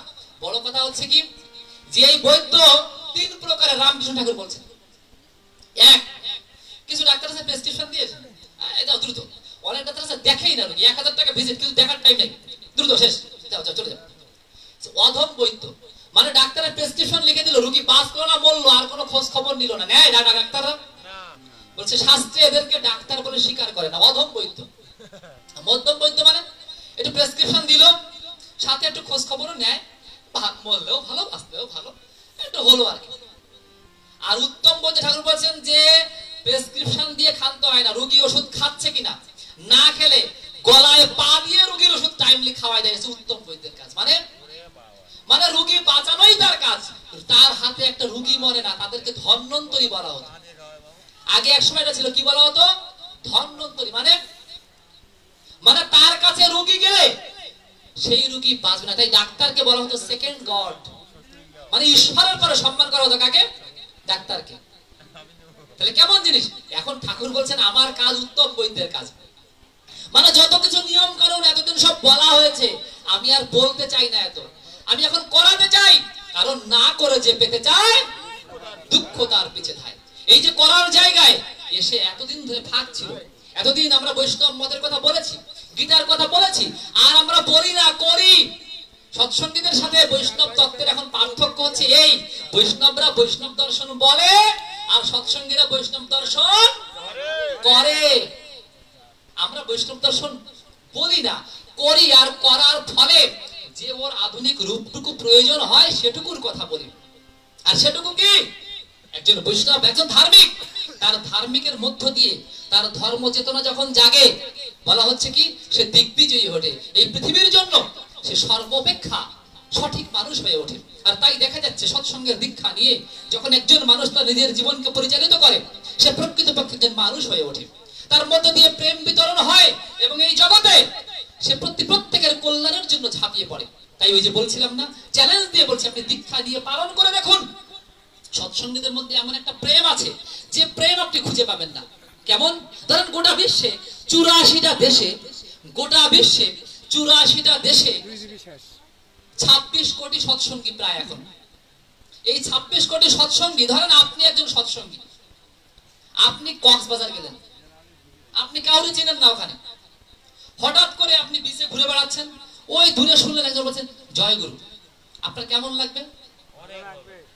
আপনার কি মনে হবে? আপনি এখানে আছেন, ওই 1 কিলোমিটার দূরে যদি শুনতে পাচ্ছেন উনি বলছেন জয়গুরু, আপনার কি মনে হবে? ওই লোকটা আপনার লোক মনে হবে না? আমারই লোক একটা, একটু আগাইতে দেখি।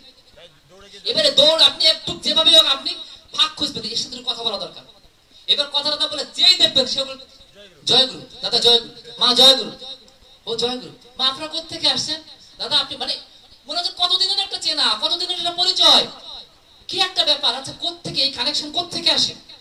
দাদা রে, সৎসঙ্গ না করলে তো সৎসঙ্গ কি তা বোঝা যাবে না। সৎসঙ্গটা অন্য জিনিস, সৎসঙ্গ প্রাণের জিনিস। আর তাই সৎসঙ্গের মধ্যে যদি না ঢোকেন, এই প্রাণের উপলব্ধি আপনার মধ্যে আসবে না। প্রেম কি বলা যায় না। মা সন্তানকে কতটুকু ভালোবাসে বলা যায়? স্বামী স্ত্রীকে কতটুকু ভালোবাসে বলতে পারে? বলা যায় না। প্রেম ভাবের জিনিস। তাই ভাব জগতে যদি আপনি না ঢোকেন, আপনার হবে না। আর ওই ভাব জগতে ঢোকানোর জন্য তিনি নরদেহ ধারণ করে আসেন। তাই গীতার মধ্যে বলছে, ইয়াতে বৈষ্ণব শাস্ত্রে বলছে, শ্রীকৃষ্ণের যতেক লীলা সর্বোত্তম নরলীলা, নরবপু তাহার স্বরূপ, গোপবেশ বেনুকর নবকিশোর নটবর, নরলীলায় হয় অনুরূপ। কোন লীলায়? কোন লীলায়? নরলীলায় হয় অনুরূপ। নরলীলায় মানে নর মানে কি? নইলে পরে খাপারে তুই, নইলে পরে খাপারে তুই মূল হারাবি, মানুষ ভজলে সোনার মানুষ। কবি বলছে না? কে বলছে? মানে আপনাকে ওই মানুষ রূপ ধরতে হবে। এই মানুষ রূপ না হলে হবে না। মানে আপনি ভগবানের পূজাই করবেন, আপনি গুরুর পূজাই করবেন, কিন্তু আপনাকে বৈষ্ণব শাস্ত্র অনুসারে সদ্গুরু অবলম্বন করে নররূপী ভগবান তাকে ধরতে হবে। এটা শাস্ত্রে বলা। আর এই ঋত্বিক প্রথা, অমুক প্রথা, ঋত্বিক শ্রীকৃষ্ণের সময়ও ছিল। বিদুর, ধৌম্য, সঞ্জয় সব ঋত্বিক, কিন্তু ওগুলো পড়া তো লাগবে। বিদুর অনেক বলে আপনারা সবকিছু করেন, লাঠি একখান নিয়ে ঘোরেন কেন? এবার কি ধর্মপথে লাঠি মারাপিটা করেন নাকি? না বাবা, মারাপিটা করি না। মারাপিটা আমরা করি, আমরা সৎসঙ্গী মানুষ তো মারাপিটা করি আমার সঙ্গে। আমার মধ্যে যে শত্রুগুলো আছে, আমার মধ্যে অনেক দোষ আছে না, সেই দোষগুলোকে নিয়ন্ত্রণ করার জন্য এই লাঠি। লাঠি যারা ব্যবহার করে ঠাকুর বলছেন, তাদের মধ্যে এক অন্যরকম ভাব জন্মায়, আর তারা নিজেরা শত নিয়ন্ত্রিত হয়। ঠাকুর এসে নতুন করে বলছেন না, এ সব সময় ছিল। শ্রীকৃষ্ণ যাদেরকে পছন্দ করতেন তাদেরকে লাঠি দিয়েছেন। প্রমাণ, যখন বিদুর তার কাছে আশীর্বাদ নিতে গেল যে ভগবান সবকিছু বুঝলাম, কিন্তু আপনি দেখেন আমাকে ওই কৌরব পক্ষেই থাকা লাগবে, কেননা আমি ওখান থেকে বের হতে পারবো না। তাই আপনি আমাকে এমন কিছু দেন যা নিয়ে আমি সত্যের পক্ষে থাকতে পারি। তখন ভগবান শ্রীকৃষ্ণ তাকে দণ্ড প্রদান করলেন। এই দণ্ড প্রদান করে কি বললেন? যাও, এই দণ্ডই ধর্মদণ্ড হিসেবে তোমাকে সবসময় ন্যায়ের পথ দেখাবে। তাই আমরা দেখেছি মহাভারতে বিদুরের হাতে সবসময় কি থাকতো? ধর্মদণ্ড। এই ধর্মদণ্ড শ্রীকৃষ্ণের আশীর্বাদ প্রাপ্ত। তাই ভীষ্ম ওই মহাভারতের ওই সময় একমাত্র কৌরব পক্ষে একজনই বিশ্বাস করতো। কাকে? বিদুরকে। আর কাউকে বিশ্বাস করতো? দেখেন ঘটনাগুলো কোথায়, তো প্রথম না আমরা দেখতে পাচ্ছি নিত্যানন্দ মহাপ্রভুকে বৃন্দাবন থেকে তাড়িয়ে দিয়েছিলেন গৌর সুন্দর। কেন জানেন? হ্যাঁ, দণ্ড হারায় দণ্ড ভেঙে ফেলছিল। তাই দণ্ড প্রদান বলছেন যে তোমার বৃন্দাবন কোনো অধিকার নেই, তোমার চলে যাও। তুমি আমার সব থেকে প্রিয় বস্তুটা ভেঙে ফেললে, আমার দান। নিত্যানন্দ বলেন ও তো একটা লাঠি মাত্র, তুমি আমার দেওয়া জিনিসটাকে একটা লাঠি মাত্র মনে করছো, তোমার আর আমার সাথে থাকার অধিকার নেই। যাও, সাধনা তোমার এটুকু শেষ, এখন গিয়ে যেটুকু শিখেছো ওটুকু প্রচার করো, যাও বিয়ে থাকা করো, এখন বিয়ে করা করো। তাহলে দণ্ডের প্রথা ঠাকুর প্রথম দেননি। এরকম সব জিনিস বললে শেষ হবে না। আর ওই তত্ত্বের মধ্যে গেলেও দেখা যাচ্ছে সব তত্ত্ব ভেঙে দেওয়া। লালন ফকিরের গান দেখো, তাও কিন্তু বলা, যার জন্য হয়েছি আজ কি দণ্ডধারী, বল স্বরূপ কোথায় আমার সাধের প্যারি। প্যারি মানে কি? শ্রীকৃষ্ণ, সেই প্যারি, প্রেমের রূপ যিনি, প্রেমের মূর্ত প্রতীক যিনি। কে প্যারি? শ্রী সাগর অনুকূল চন্দ্র, রামচন্দ্র, বুদ্ধদেব, প্যারি সব। হ্যাঁ, মুসলমানরা জানে প্যারে নবী হযরত মোহাম্মদ বলছে না? আবার বলছে প্রেম বিনা প্রেম সে নাহি মেলে, প্রেমের গৌরাঙ্গ ভজরে আনন্দের গৌরাঙ্গ আর কররে মন। আচ্ছা, লালন ফকির প্রেমের গৌরাঙ্গর পরে সৎসঙ্গ বলেন কেন? তাহলে সৎসঙ্গ ঠাকুর আনছেন? এতদিন অসৎসঙ্গ ছিল সব। গৌরাঙ্গ মহাপ্রভু সৎসঙ্গ করেছেন, করিয়েছেন, তাই বলছে ভজরে প্রেমের গৌরাঙ্গ আর কররে মন কি সৎসঙ্গ, ভজরে প্রেমের গৌরাঙ্গ। তাহলে তুমি সৎসঙ্গ করো আর প্রেমের গৌরাঙ্গকে ভাবো। আর আমরাও সৎসঙ্গ করি আর ওগো প্রেমের ঠাকুর শ্রী অনুকূল প্রণাম লহ শ্রী চরণে, প্রণাম লহ শ্রী চরণে। আপনার প্রেমের ভাবটা তো ভিতরের মধ্যে আসতে হবে, না আসলে তো হবে না। সৎসঙ্গের শিক্ষা হবে, আর কিছু না। তাই সৎসঙ্গ দর্শনের এই গান দিয়ে আজকের কথা শেষ করব। এখনো আমাদের আসল জিনিস আছে স্টক।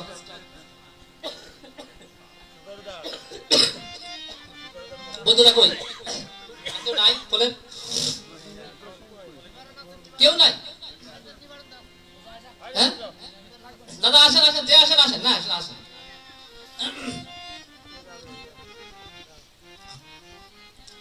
প্রেমের দর্শনের সৎসঙ্গের বাইরে কিছু না। আর সেই প্রেম কি? বাঁচা বাড়ার প্রেম। শুধু প্রেমের কথা বললে হয় না, প্রেমের আচরণ করতে হয়। আর প্রেমের আচরণ মানে ভালোবাসার আচরণ। ভালোবাসার আচরণ মানে ভালো থাকার আচরণ। এই পরের লাইনটা সৎসঙ্গে নতুন, এতদিন ছিল না। কেমন কথা? এতদিন আমরা জানি মা বাবা ভালোবাসে, মা বাবা সন্তানকে খেতে দেয়, খুব ভালো। ঠাকুর বলছেন না গো মা, সন্তানকে খেতে দেওয়াই ভালো না, সন্তানকে ততটুকু খেতে দাও যতটুকু ভালো থাকে, ওটুকু ভালো। আর এখনকার কলিযুগের মায়েরা আমরা দেখতে পাচ্ছি কি প্রয়োজনে অপ্রয়োজনেও খাওয়ায়। সন্তানের প্রয়োজন নেই, খাও, তাও তার দিকে ঠেলে ঠেলে যায়, এবং যাতে উল্টো সন্তানগুলো খারাপ হয়। ঠাকুর বলছেন সিস্টেমটা উল্টো ছিল। সন্তানদের ছোটবেলার থেকে করানো অভ্যাস করা হতো স্পষ্ট। অন্য সমাজ বাদ দেন, বৈষ্ণব দর্শনে আসেন। বৈষ্ণব দর্শনে যখন ব্রহ্মচর্য আশ্রমে যেতে হতো, পড়তে হবে দাদা, এগুলো না পড়লে তো বোঝা যাবে না। বৈষ্ণব দর্শনে যখন ব্রহ্মচর্য আশ্রমে যেতে হতো, ওই 5 বছরের ছোট্ট ছোট্ট বাচ্চাকে আগে গুরুর জন্য ভিক্ষা করে এনে, আগে গুরুর জন্য কাজ করে, গুরুর আশ্রমে কাঠ কেটে, এগুলো করে 25 বছর পর্যন্ত ট্রেনিং দেওয়া হতো যেন বাপ মাকে সঠিকভাবে খেতে দেয়। এই ট্রেনিং হয় না। আজকে মা বাবার জন্য করার অভ্যাস আমাদের কেউ করে না। ঠাকুর এসে বলছেন স্পষ্ট, ছোটবেলার থেকে যদি এগুলো অভ্যাস করানো না হয়, তুমি সন্তানের কাছ থেকে ভালো কিছু পাবে না।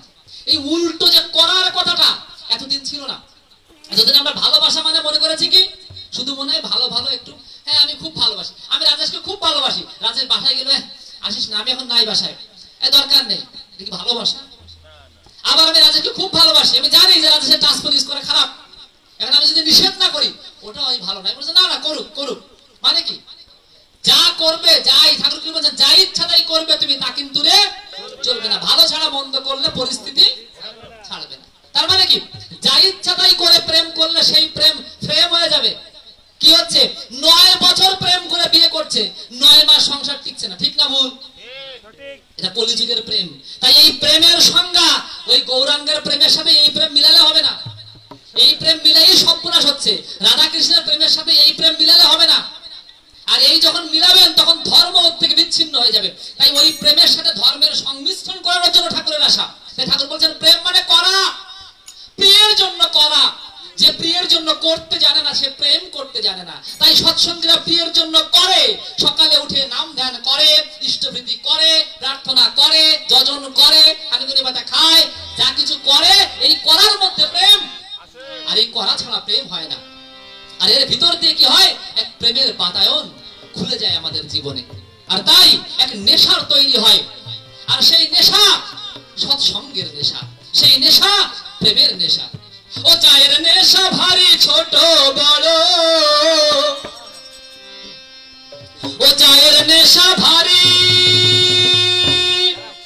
ছোট বড়, ও চায়ের নেশা ভারী ছোট বড়। মাইক নাই, হারমোনিয়াম মাইক নাই।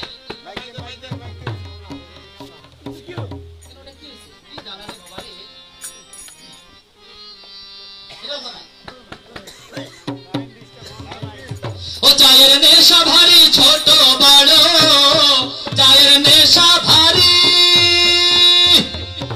ছোট বড়, ও চায়ের নেশা ভারী ছোট বড়, নেশা ভারী ছোট বড়, সবাই চলে সেইখানে সেইখানে।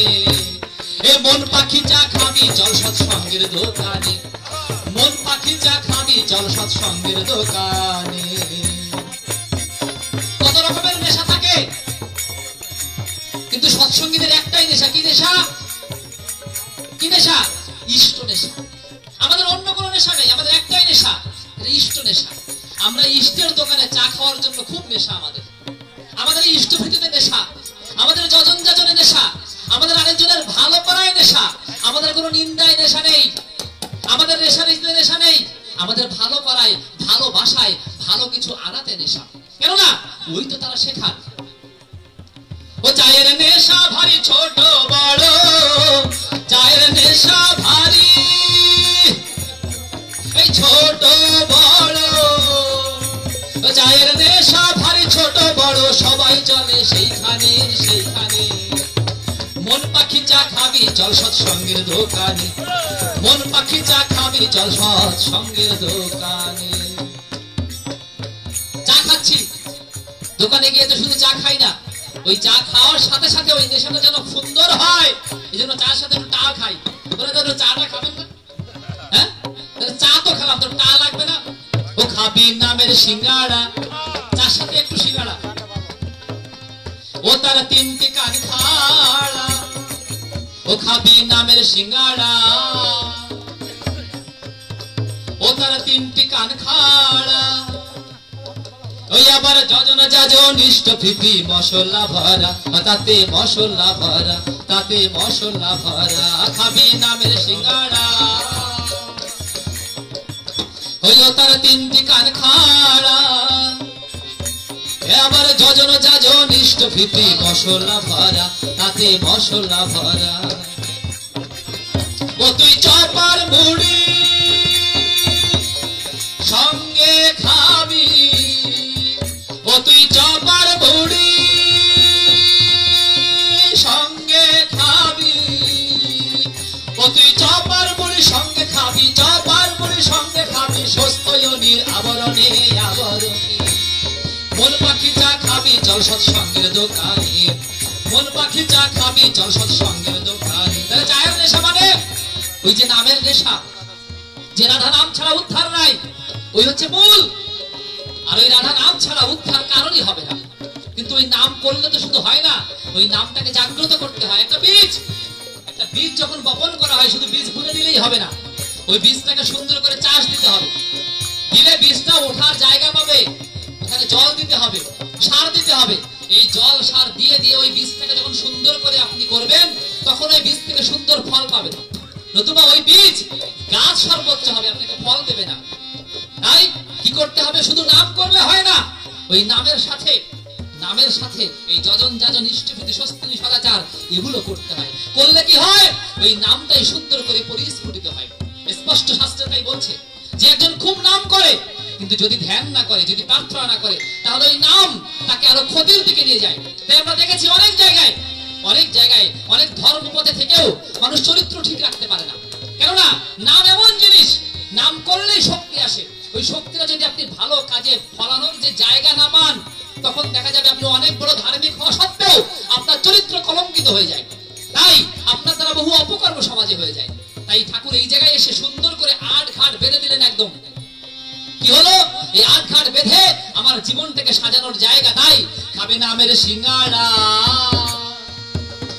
তারা তিনটি কান খাড়া, আবার যজন যাজন ইষ্ট প্রীতি মশলা ভরা, তাতে মশলা ভরা।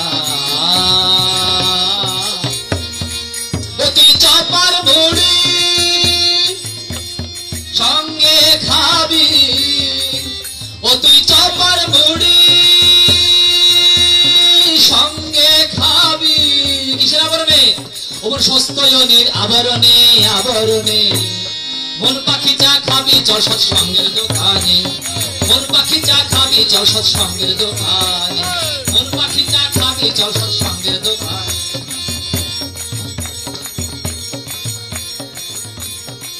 ও খাবি নামের সন্দেশ, ভুলে যাবি হিংসানে। আর নাম কি করে? জগৎকে ব্রহ্মময় করে তোলে। বৈষ্ণব দর্শন নাম ছাড়া হয় না। হরিনাম রাধা নাম ছাড়া আপনি বৈষ্ণব দর্শন পাবেন না। তাই আমরা যখন কৃষ্ণ নাম নিয়ে করি, যুগে আগে রাধার নাম নিয়ে নি, জয় জয় রাধা কৃষ্ণ প্রেমানন্দে একবার করে ধরতে পারবো।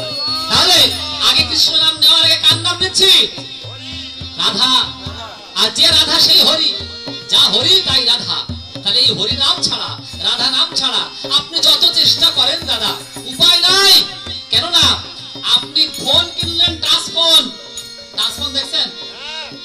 টাচ ফোনের ভিতরে জায়গাটা, সিম তো বড় একটা সিম, এখন অত বড় সিম টাচ ফোনে ঢুকবে? কি করতে হয়? টাচ ফোনের জন্য সিম কাটানো লাগে, কেননা স্লট মিলবে না। আপনার এই যুগের স্লটের সাথে ওই সিম মিলবে না। ওই যে দাপরের নাম, ত্রেতার নাম, এই কলিযুগের স্লটের সাথে মিলবে না। আর কিছু না, পার্থক্য করা একই জিনিস, কিন্তু কলিযুগের জন্য রাধা নাম। এই কলিযুগের স্লটে রাধা নাম ফেলে করে দেখেন, আপনার ফল আপনি টের পাবেন। কি হবে? আপনার নামের মধ্য দিয়ে হিংসা দেশ সব দূরে সরে গিয়ে সবাইকে আপন করতে পারবেন। একমাত্র আমরাই বলতে পারি। প্রার্থনার মধ্যে আমরা রাম, কৃষ্ণ, বুদ্ধ, যিশু সব স্মরণ করি। প্রত্যেক দেব দেবতা যা উপনিষদের মধ্যে বলা, বেদ উপনিষদের মন্ত্রগুলো একদম স্পষ্টত ধারাবাহিক ভাবে যে সমস্ত দেবতাকে স্মরণ করার কথা সবগুলো করা হয়।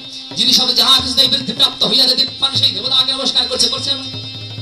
হ্যাঁ, আর সেই ব্রাহ্মণ যিনি তাহাকে জেনেছেন তাহাকে আমার অশেষ নমস্কার। যে আচরণে তাহাকে জানা যায়, সেই আচারকে যিনি আচরণ জানাইয়ে থাকেন, সেই আচার্যকে প্রণিপাত করিতেছি। বলছি না বিষ্ণুকে নমস্কার করি, আবার কি বলছি? ঊর্ধ্বগতিশীল অস্তীয় প্রগতিপন্ন দীপ্যমান। হ্যাঁ, বিরূপাক্ষ বিশ্বপতি। বিরূপাক্ষকে কার নাম? এগুলো শিবের নাম। কৃষ্ণ পিঙ্গল কে? কালী। মানে কি? জগতে আপনি যা কিছু পেয়েছেন সব স্মরণ করে সৎসঙ্গ। সৎসঙ্গ সহজ নয়, সৎসঙ্গ বোঝানো তো সহজ নয়। সৎসঙ্গের মন্ত্রের মধ্যে এমন কোন মন্ত্র নেই যা বলা হয় না। প্রতিদিন সৎসঙ্গের প্রার্থনা করবেন। জগতে যত পূজা এখন পর্যন্ত হয়েছে, যত দেব দেবতা, যত অবতার অবতারী এসেছে, সকলের পূজা করা হয় একসাথে। তাই তিনি আব্রহ্ম মানে জগতের সর্বশ্রেষ্ঠ অবতারী পুরুষ। এটা মুখে না, কথায় কাজে বিশ্বাস না হয় আপনি সৎসঙ্গের প্রার্থনা বইগুলো দেখেন, প্রমাণ। সৎসঙ্গ মুখে একরকম বলে, কাজে একরকম করে না। সৎসঙ্গ সোজা সঙ্গ, সহজ সঙ্গ। আর তাই এখানে কোনো রাগ ঢাক নেই, মনেও যা বাইরেও তাই। গোপন বলে কিছু নাই, শুধু একমাত্র গোপনে আমার যে সত্তা, সেই পরমাত্মার জন্য যে নাম, ওটা গোপনে করতে হয়। কারণ আমার গৌর সুন্দর বলেছেন কি, গোপনে তুমি তাকে অন্তরে রেখে হৃদ মাঝারের মধ্যে রেখে দাও, আর ওই নামটা কুঠস্থে ফেলে জপ করো। কোন নাম? রাধা নাম। সেই রাধা নাম দিতে তো তার আশা। আর সেই রাধা নাম যখন জপছি, কি হচ্ছে?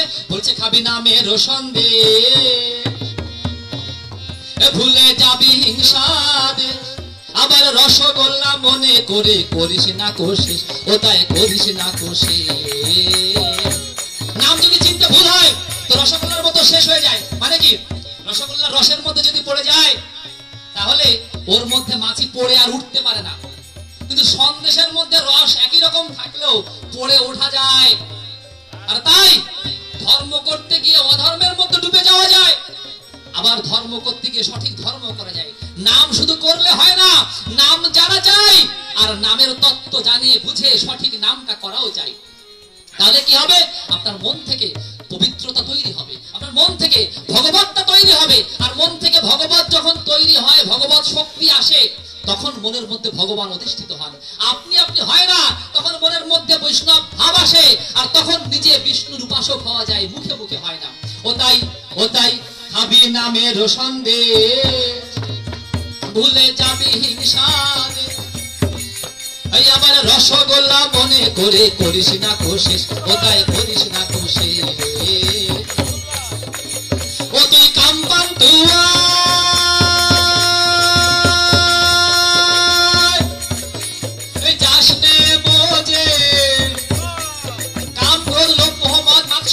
কোনো কিছুতে সৎসঙ্গীরা বাজে না, আমাদের সব আছে, কিন্তু আমরা সব থেকে বেশি ভালোবাসি কাকে? আমার দয়ালকে। এই নাম করতে করতে আমার এই কাম, ক্রোধ, লোভ, মোহ, মদ, মাৎসর্য যে অশ্বগুলো কার ছিল? হ্যাঁ, শ্রীকৃষ্ণের রথের যে অশ্বগুলো ছিল, 6টা অশ্ব। কোন 6টা অশ্ব? কাম, ক্রোধ, লোভ, মোহ, মদ, মাৎসর্য। অর্জুন এই 6টা অশ্বের দড়ি ধরে দিলেন কাকে? শ্রীকৃষ্ণকে। যে নাও, এগুলো আমার না তোমার। আমরা যখন ইষ্টভীতি নিবেদন করি, প্রার্থনা নিবেদন করি, প্রণাম করি, বলি ঠাকুর তুমি আমার নিয়ে নাও, আমার সবকিছু তুমি নাও, আমার ভালো নাও, আমার মন্দ নাও, আমার কামনা বাসনা, আমার সবকিছু তোমার, আমার বলে কিছু নাই। আর এই বলে যদি ইষ্টভীতি না করতে পারি, ওটা না ইষ্টভীতি ওই টাকা পয়সা চাল করা দিয়ে হয় না। ইষ্টভীতি মানে ঠাকুর বলছেন প্রতিদিন সকালে উঠে নিজেকে ঈশ্বরের নামে অর্পণ করে দেওয়া, যে আমি তোমার, আমি তোমার, আমি তোমার। এই বলতে বলতে বলতে বলতে একদিন তার হয়ে ওঠা যায়, একেই বলে ইষ্টভীতি। ইষ্টভীতি এত সোজা জিনিস নয়। আর তাই এমনি করে আমরা যখন তার হই, তখন আর কোনো কামনা বাসনা আমাকে কিছু করতে পারে না। ও তাই কাম্পান তুয়ায় যাসনে মোজে, ও তুই কাম্পান তুয়ায় যাসনে মোজে, কাম্পান তুয়ায় যাসনে মোজে, ও তুই কাম্পান তুয়ায় যাসনে মোজে, হারাবি ধনে প্রাণে, ধনে প্রাণে। মন পাখি চা খাবি চল সৎসঙ্গের দোকানে, সবাই মন পাখি চা খাবি চল সৎসঙ্গের দোকানে, মন পাখি চা খাবি চল সৎসঙ্গের দোকানে, মন পাখি চা খাবি চল সৎসঙ্গ দোকানে। দোকানে আছে মহাজন। আমি দাদাকে দেখে ভুলও করলাম না, ঠিকও করলাম, কোনো থামা যাবে না। আমি গান থামালেও এটা থামবে না, তাহলে সুগারটা কিন্তু বেকায়দা মানুষ, একদম নামাই দিবে এখান থেকে। হ্যাঁ, থামা যাবে না, মানে ও চলবে, গান থামলে থামবে না। 1 2 3 খাবি নামের মহা। দোকানে দোকানে দোকানে আছে মহাজন। হ্যাঁ, চলতে থাকবে, থামবে না, আবার থামবে। দোকানে আছে মহাজন, দোকানে আছে মহাজন, শ্রী অনুকূল একজন। ওমন ভক্তি ভরে পুজলে তারে দিবে দর্শন, তারে দিবে দর্শন। যাদের এখনো প্রশ্ন, এখন ভগবান না অবতার বা ভক্তি ভরে পুজে দেখেন। আপনি ভক্তি ভরে এই রাধা নাম সাধনা করে 1 বছর পরে বলবেন আমার কিছু হয়নি। আপনি সঠিকভাবে প্রার্থনা করবেন, ধ্যান করবেন, নাম করবেন, ইষ্টভীতি করবেন, করার পরে আপনি 1 বছর পরে বলবেন আমার কিছু হয়নি, তখন বলবেন। আপনি জানেন না, শোনেন না, আসেন না, খালেন না, কি করে বুঝবেন? আগে মহাজনের কাছে আসেন, মহাজনের সাথে একটু মহাজনী করেন, একটু প্যার মহব্বত হোক, তাহলে না বুঝবেন সে কি জিনিস। তখন না আপনার মনের মধ্যে একটুখানি তার মনের মধ্যে ভাবটুকু আপনি একটু আন্দাজ করতে পারবেন। কি হবে? ভক্তি ভরে বুঝতে তখন তো আপনাকে দর্শন দেবে। এমনি দেবে, দিয়েছিল কুরুক্ষেত্রের ময়দানে আমরা দেখেছি। ওই দুর্যোধন, ওই কর্ণ, ওই দ্রোণ, তারা অনেক শক্তিশালী, অনেক সাধক, অনেক কিছু হওয়া সত্ত্বেও, ভগবান শ্রীকৃষ্ণকে সামনে পাওয়া সত্ত্বেও তারা দর্শন পায়নি। কেন পায়নি? তাদের কি ছিল না? ভক্তি ছিল না। আর এই ভক্তি না থাকা সত্ত্বেও যত সাধনা করেন না কেন, ভগবান দর্শন কখনো আপনার হবে না। দোকানে আছে মহাজন, শ্রী অনুকূল একজন। এই আবার ভক্তি ভরে বুঝলে তারে দিবে দর্শন, তারে দিবে দর্শন। লোকে তারে কয় ভগবান, লোকে তারে কয় ভগবান, লোকে তারে কয় ভগবান, লোকে তারে কয় ভগবান, লোকে তারে কয় ভগবান, লোকে তারে কয় ভগবান, লোকে তারে কয় ভগবান, লোকে তারে কয় ভগবান। হয় কি না হয় সেই জানে, সেই জানে। মন পাখি চা খাবি চল সৎসঙ্গের দোকানে, মন পাখি চা সঙ্গের দোকানে, মন পাখি চা খাবি চল সৎসঙ্গের দোকানে, মন পাখি চা খাবি চল সৎসঙ্গের দোকানে। ভোলাবো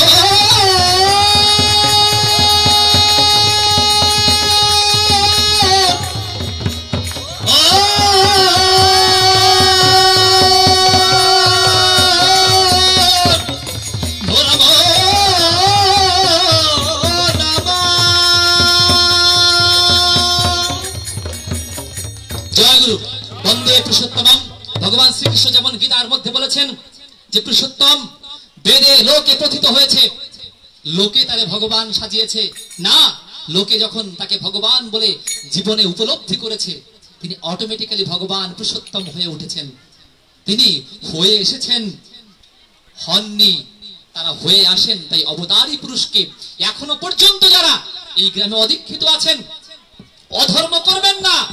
কাল সকালেই 5 বছর যাদের হয়েছে দীক্ষা নিয়ে নেবেন, আর সকলে পুরুষোত্তমের পথে চলে, ধর্মের পথে চলে ধার্মিক হয়ে উঠুন, জীবনকে উপলব্ধি করুন, নিজে বাঁচুন, অপরকে বাঁচান।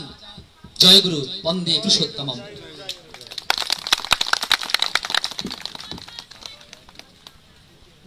জয় গুরু,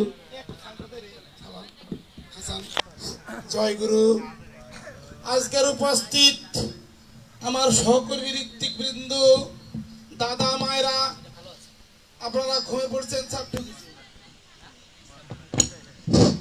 ঘুমিয়ে গেছেন, আর সময় আমরা নিব না। এখন আমাদের ভক্তিমূলক বিচিত্র অনুষ্ঠান শুরু হবে। অনেকগণ বক্তাগণ বক্তব্য রেখেছেন, ধৈর্য সহকারে শুনেছেন।